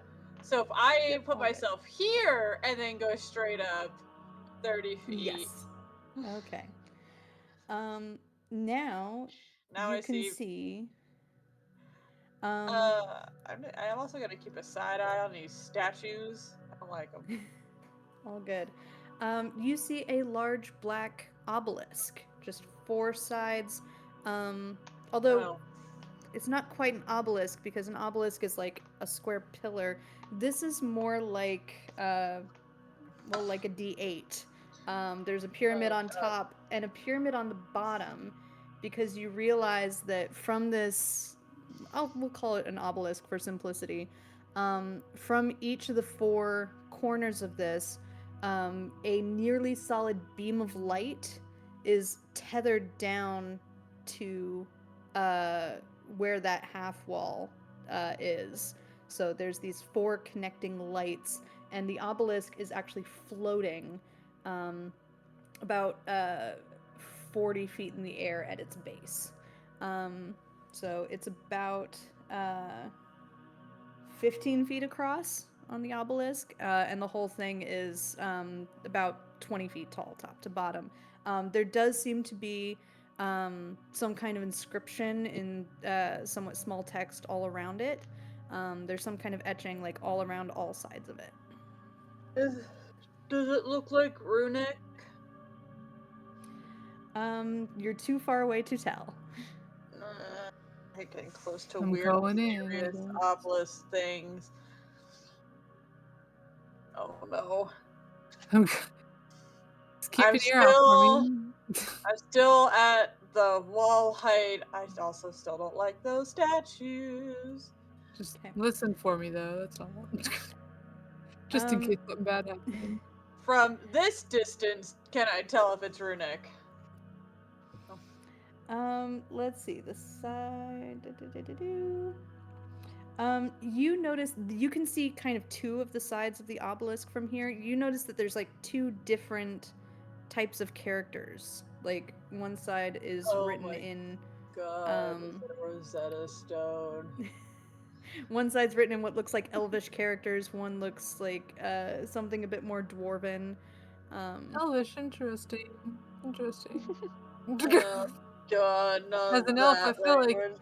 I realized I was not raised with elves, but it is a Yeah, language. can you I know. even read or speak Elvish, really? I do, yeah. Yep. I don't know how. I didn't put it into my backstory, but somehow I do. Okay.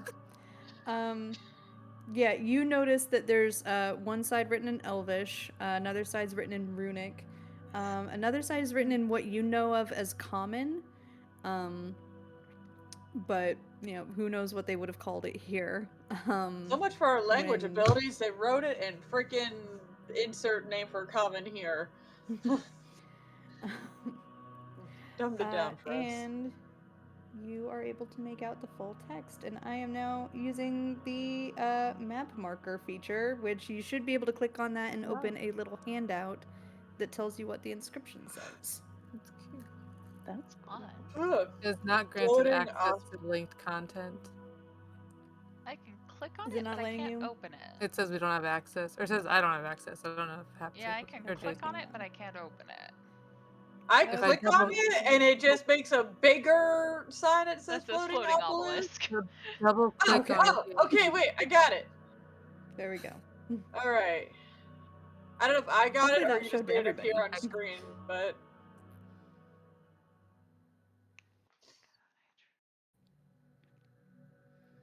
What does it say? It says Scald. can Skull not read? Is And yet these No, she languages- just isn't that paying what much Hap attention. sent to Scold? Did Hap just It's see that go- it was Scold? Yeah, it's like, can you not read it? I can, I'm just bored by it. I don't think bored is the feeling you should be having in this weird ass. Do you not see the floating of Skull? Yeah, no, I got it. She's like looking around at another area Well, where it looks like there's Skull, some kind of they're like talking crystal ball about or something. wings and feathers. Just FYI. Okay, what are they saying about wings and feathers? I don't know. I'm trying to read it. No matter how hard I practice, I find it so hard to escape. I can look out to see where I need to go, and I try and I try. My wings keep flapping, but I'm too heavy for my feathers. It's the burden within that keeps telling me I'm not worthy. I've struggled too long, and I'm not going to lose this fight. Are you kidding? I don't know how to say that. Go Frostbag. Crossbell. Frostbag. I stand at this cliff's edge. I need for you to take flight and flap your great wings. May the gusts of your wind lift me up so I can soar. If I jump, there's no wind for my wings, I will die. This is not a poem. I thought it was a poem when I started. It's not. It is a poem in Runic. Okay. Okay, so Yeah. we figured out which one's the superior language. Or the original at the very least. Sigrun, roll either investigation or arcana, please. 14. 14. You feel like as you get closer to this thing, the humming gets louder, but now that you're this close, you can almost feel a humming like vibrating in the tips of your fingers. You feel a very strong connection here. You know that signal you were getting, that resonance is coming from right here, either on or inside this thing that is in front of you. Hap, are you where your token is? Is that where you are currently? Well, technically I'm on top of this wall. Okay, because I'm gonna pull a cigarette and I'm just gonna touch it. I'm so sorry. Yeah, well, I just I'm wanted to be very bad certain. at stopping you, so... Yeah, usually there's a lot of us together and someone's able to stop me, but you're really far away from where I am right I now. also You're supposed to just stop don't- me. I'm the worst person to stop you. Nobody gave me those instructions. We have to, it's either you or Skull to stop Sigrun, me. Okay. Skull didn't stop as me you either? Okay. touch, Skull doesn't We're stop both you. really bad at stopping I don't know. Usually know why people I stop me. the vibrating hum reaches a this long. fever pitch on your hand. Your hand is almost like it's tingling so much that it's almost going numb. Doesn't seem to be hurting you. You feel kind of a pressure against your hand, and you roll another Arcana check, or insight. Yeah, something not intellect based. So 24 for insight. 24. You sense that this stone wants to offer you something.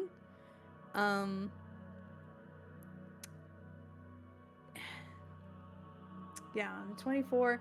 Been stand It's offering information and knowledge, and it is asking for permission to grant that knowledge to you in whatever way it can convey it. I wave at Hap, yank off my pinky nail, give it to the obelisk, and go. Say yes. Yes! Oh my god! Oh, fuck you. No. Okay. Not the Oh. pinky nail. Well, just picked one of them, so I figured that was the easiest I feel like you should Mm. take damage for that. You should take damage for that. Probably. I'm getting psychic damage Um, from that. Like, no, I know yep. I'm supposed bad things here, but we saw the zombie. Hap, Sigrun's eyes go blank. Oh. And just kind of rolled up into her head. She doesn't seem to be in distress or anything, but she seems to be like in some kind of trance while touching this obelisk. I'm gonna be honest, I'm very selfish, and I'm just looking at Sigurd thinking, Sure. I look like that when I do shit. Take a picture. We'll take a picture later. Cameras. Like, oh shit, Hap- I gotta like work on my game. Roll perception, please. Okay. Roll good. Is Skull gonna help me with this? Skull is doing her own thing. Okay. Yeah, it's Skull. Well, that's a 19. That's not bad 19. for me. That's not bad. Pretty good for me, actually. Yeah, from your vantage point, you have a great close-up of these like nearly solid beams of light. They seem to be emanating from like crystals of some weird makeup kind of embedded into the walls. You're gonna tell me it's getting- agate, I have to take it. Not agate.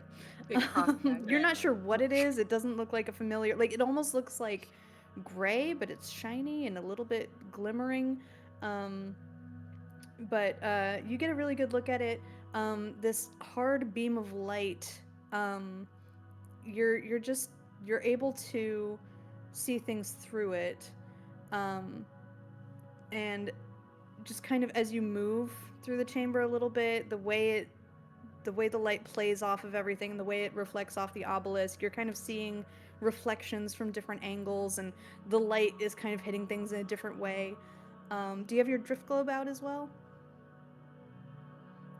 No. Okay. I'm gonna be honest, I don't have it Yeah. out at the moment. But yeah, you do see that the obelisk is kind of like bouncing these little like light refractions in a few different angles, a few different places. I'm gonna And an intelligence check to see if I'm smart enough to think to get it out. no, I mean you have dark vision. You don't really like need it, especially now with the obelisk making this dim light here. Out of the corner of your eye, though, you see, like, you kind of turn because you're pretty sure you saw a shape moving. Oh. Yeah, we did do stealth checks earlier, I'm just remembering. You did do stealth. And then he walked in the middle of a glowing room. Yeah, that's true. And You touched are the openly thing. talking to each other. Yeah. You thought you saw a shape moving. As soon as you turn, you see nothing. Probably nothing. You're totally fine. No, I don't know why you think probably nothing. I'm in a terrible Yeah, world as full of you- terrible creatures as we fight Ragnarok. What? As you get more on alert, you really take a look around this room. You're waiting for any sign of wavering or movement or anything you can perceive. And those light refractions that are somehow moving, even though nothing should really be moving in this room, one of those little light refractions kind of passes like past your face, Oh, I hate and just through one of the beams of light you see a mirage of yourself, with a grim, serious, threatening expression looking right at you. Scald. Scald. Meanwhile, Lying? Lucky. I don't know. Alright. Meanwhile, let's see if I can swap the We have music no way to around a little. message them, right? Just out of, I don't. Uh, You don't have a message spell, just out of no, curiosity. I don't have a message spell. I have a horn, and I have dream. Okay. Mm, Feels like a What? bad time to use of dream. this. So well, I'll be we'll honest. just- Bad time Just to a use little. dream. A little. If I need Cole to come immediately.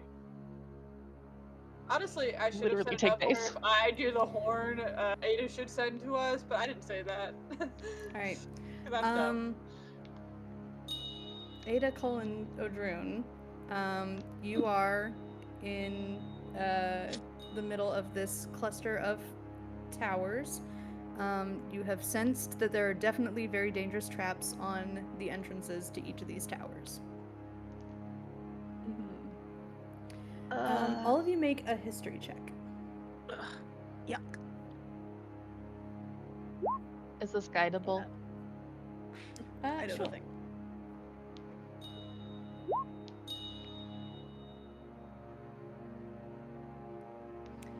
Okay.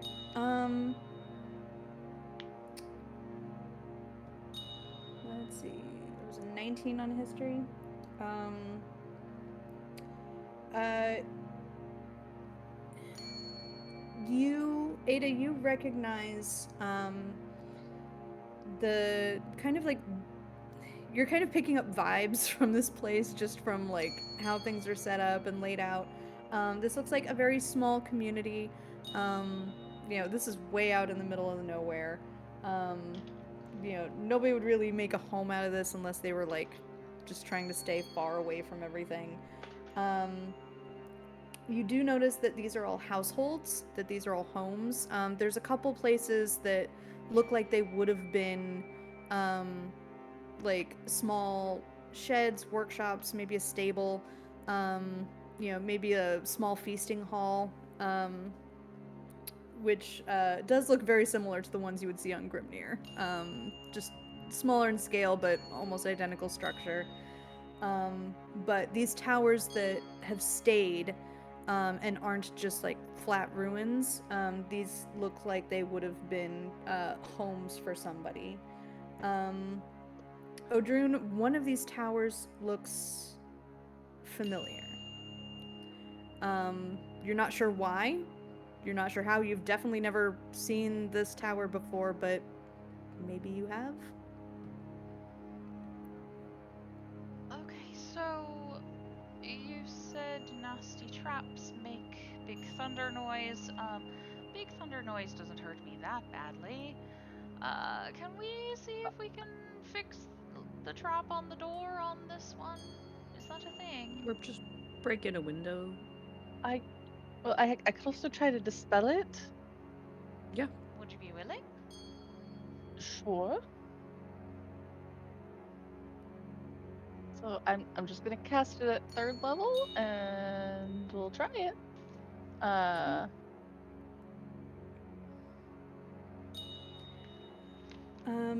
You cast Dispel Magic around that doorway, and you see some rune work around what's it called, a lintel?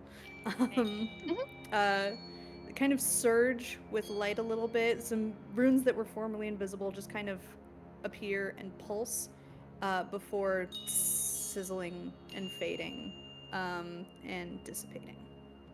Awesome. Lead the way. Thank you. Alright, so we go in.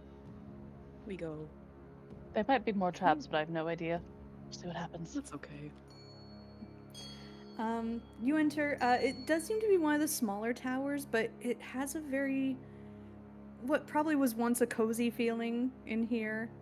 It's not crazy large or grand. There's,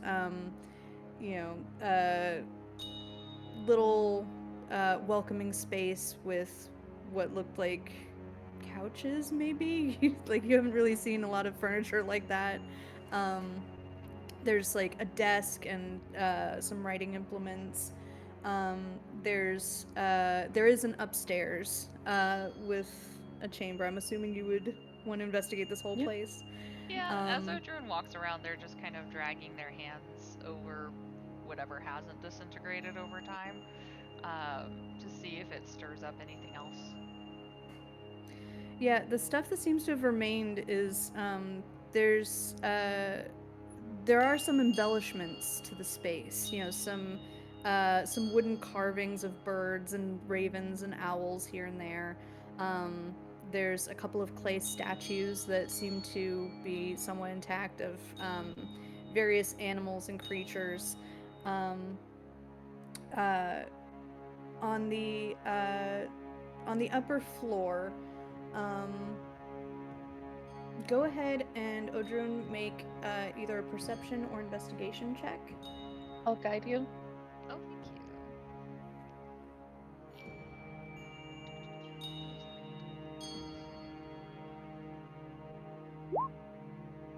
27. Ooh. 27. Nice. Um, it's almost on instinct more than actually noticing that something's off. There's a wooden floor on this upper room, and one of the floorboards is loose.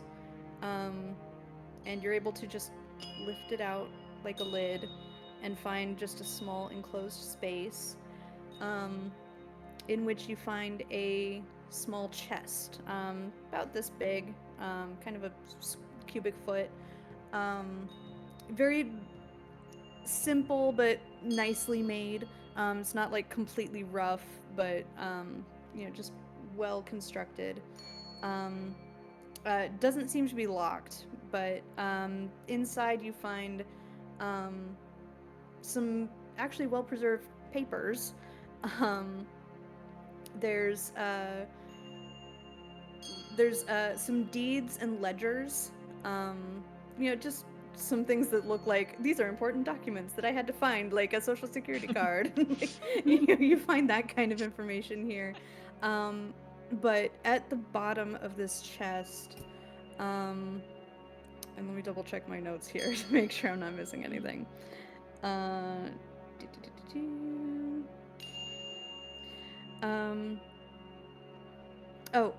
By the way, you do notice that the box itself, actually, anybody who wants to go ahead and make a nature check, just as you're looking at the box and the contents, because this is very clean looking paper. And something about that is weird.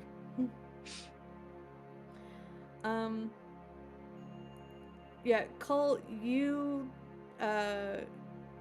get the feeling that this chest might actually be magical, that it's preserving the contents in some way, because nothing in here seems to be like worn or decayed. But once you open the latch, it exposed these things to the elements, and they seem fine for now. Odrun, at the very bottom of this chest, there's a small, narrow jar. And within it, there's just a single, what looks like some kind of tendril or maybe a twig. And you recognize this as a small piece of wicker. Huh.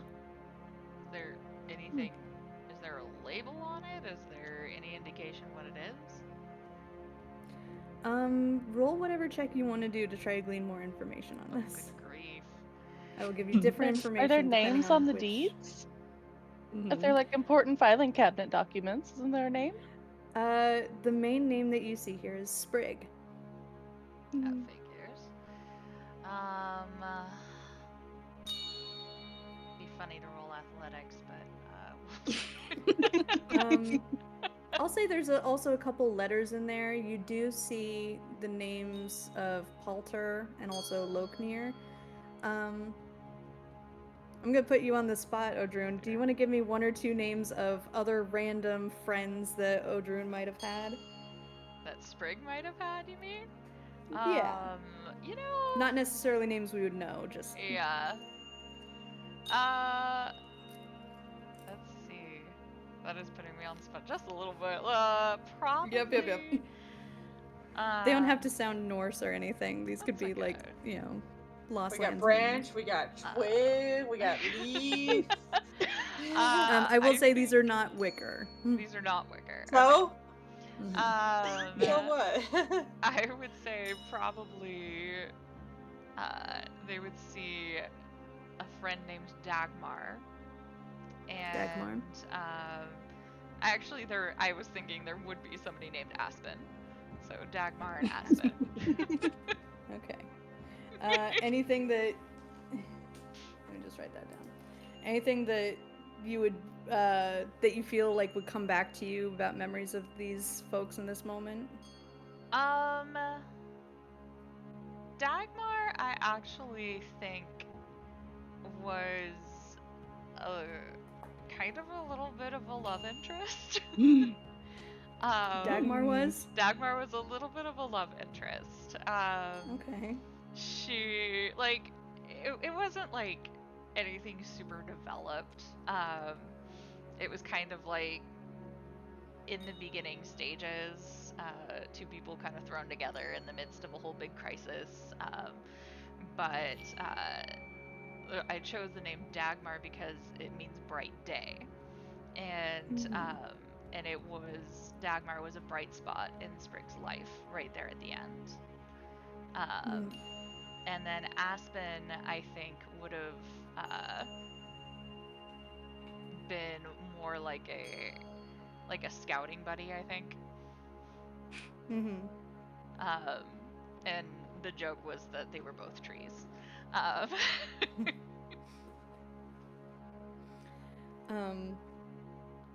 And so what species would Aspen have been then? Like, do you think maybe Aspen? like human or elven? I actually think they probably would have been an elf, and I think they probably looked a little bit like Sigrun. Okay. Just a little bit reminiscent. Lovely.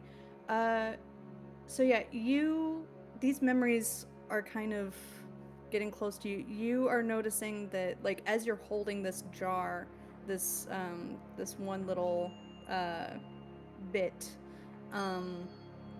like those memories are coming clearer to you. It feels like the proximity is helping, but like it's still faded and a bit watery. Roll a wisdom save. Oh.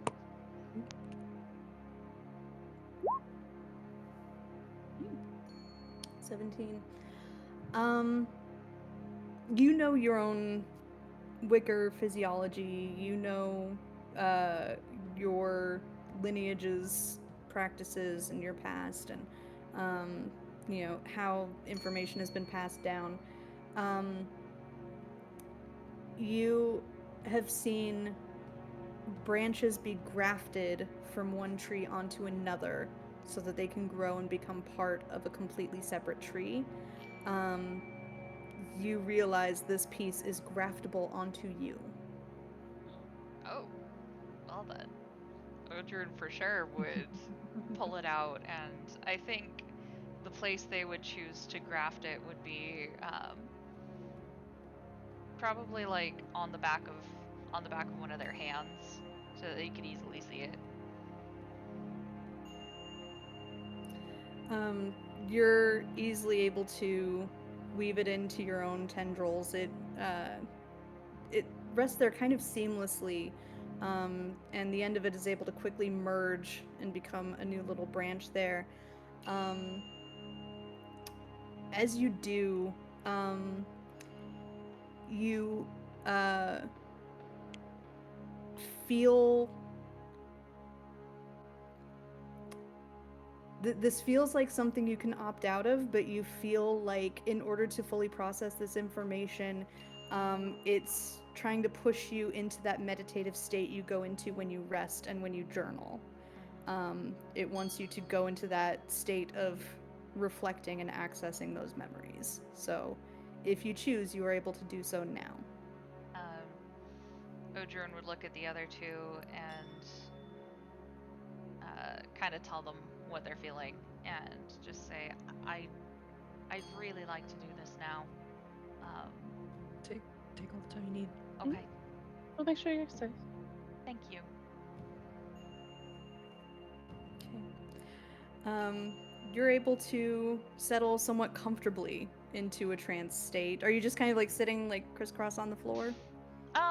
I would say they probably just feel the familiar urge to like lean up against a wall and kind of pop the knees up and pull out their uh, journal sketchbook thing and just kind of get ready. Lovely. So, unbeknownst to either party, things are happening quite simultaneously.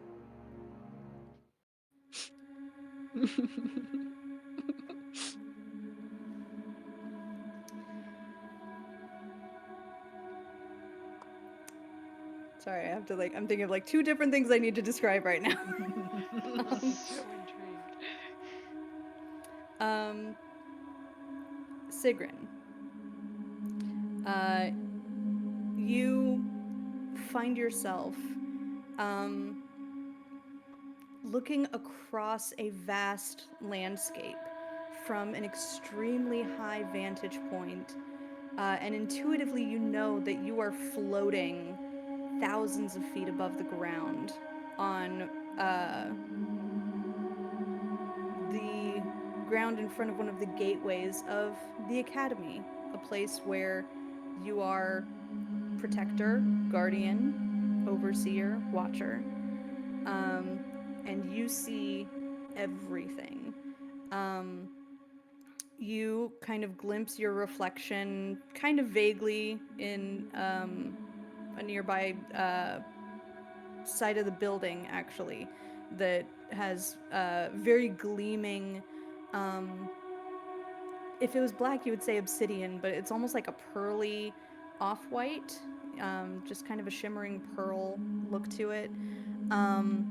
But you're holding just a regular halberd, um, and you, in your reflection, you see elven features.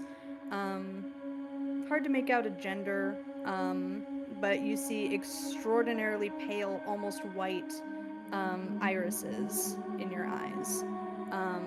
As you survey the landscape, keeping watch, you're very alert right now. And you do see a shape flying in from a distance. Roll a perception check, please. Um, 15. 15. It does look like somebody riding a griffin.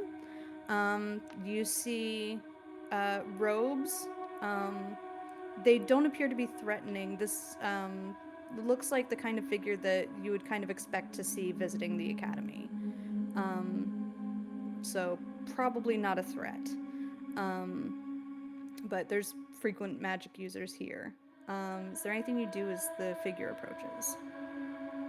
No, just keep my eye on them, I think. I just watch them the entire time and ready in action to throw my halberd at their face if they give a bad vibe on approach. Mm-hmm. Um, yeah, they continue very lazily approaching. And once they get within about 100 yards, you're able to very clearly recognize the figure. It's somebody you haven't seen in 1 or 2 decades at this point. Definitely over 10 years. It's hard to tell. You're an elf. It hasn't been that long. 12, 15 years. What's that between, acquaintances that know each other? Um, the figure dismounts from the griffin, says, "Ah, hello, old friend, darling. Would you like to have a drink with me?" As Loknir, your old buddy, uh, wants to spend time catching up with you. None of your business. Odrun. Don't ask. um, Odrun,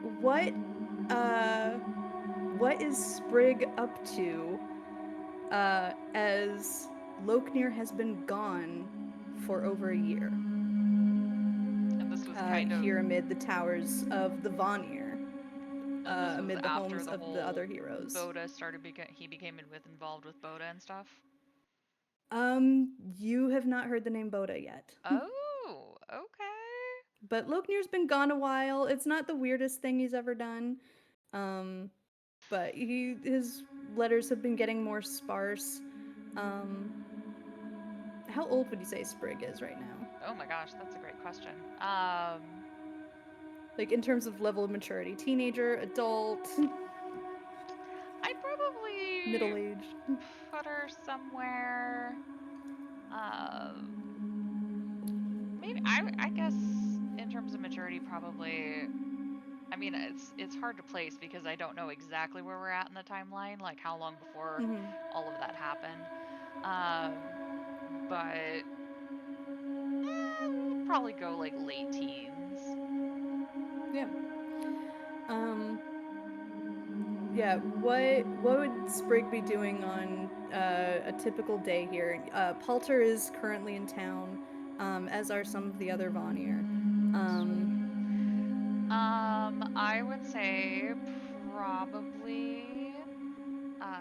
Aspen waves at you, heading out to Oh go hell scout in the woods as well, but yeah. says she'll be back later. Okay. I It's would like, say hey, I want to catch up at the meat hall with you later. I still need to beat you at darts. all right, you can try. Good luck. Have fun. Yeah. She sprints off.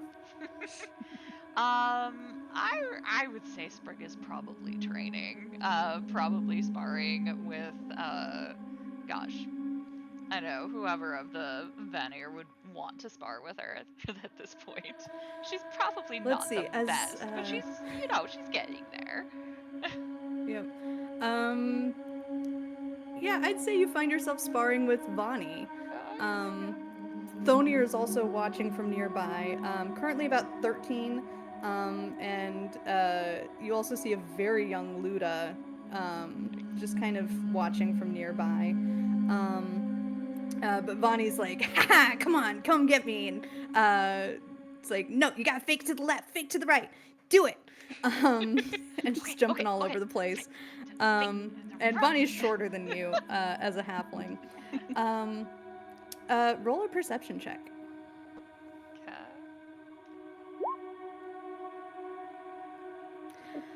Okay. You are the first to notice the sound of horses. Sounds like two horses coming up the path. You haven't really been expecting anybody, but like it doesn't sound like anything trying to like be sneaky or gallop. It just sounds like a steady approach. You soon enough you do spot Loknir.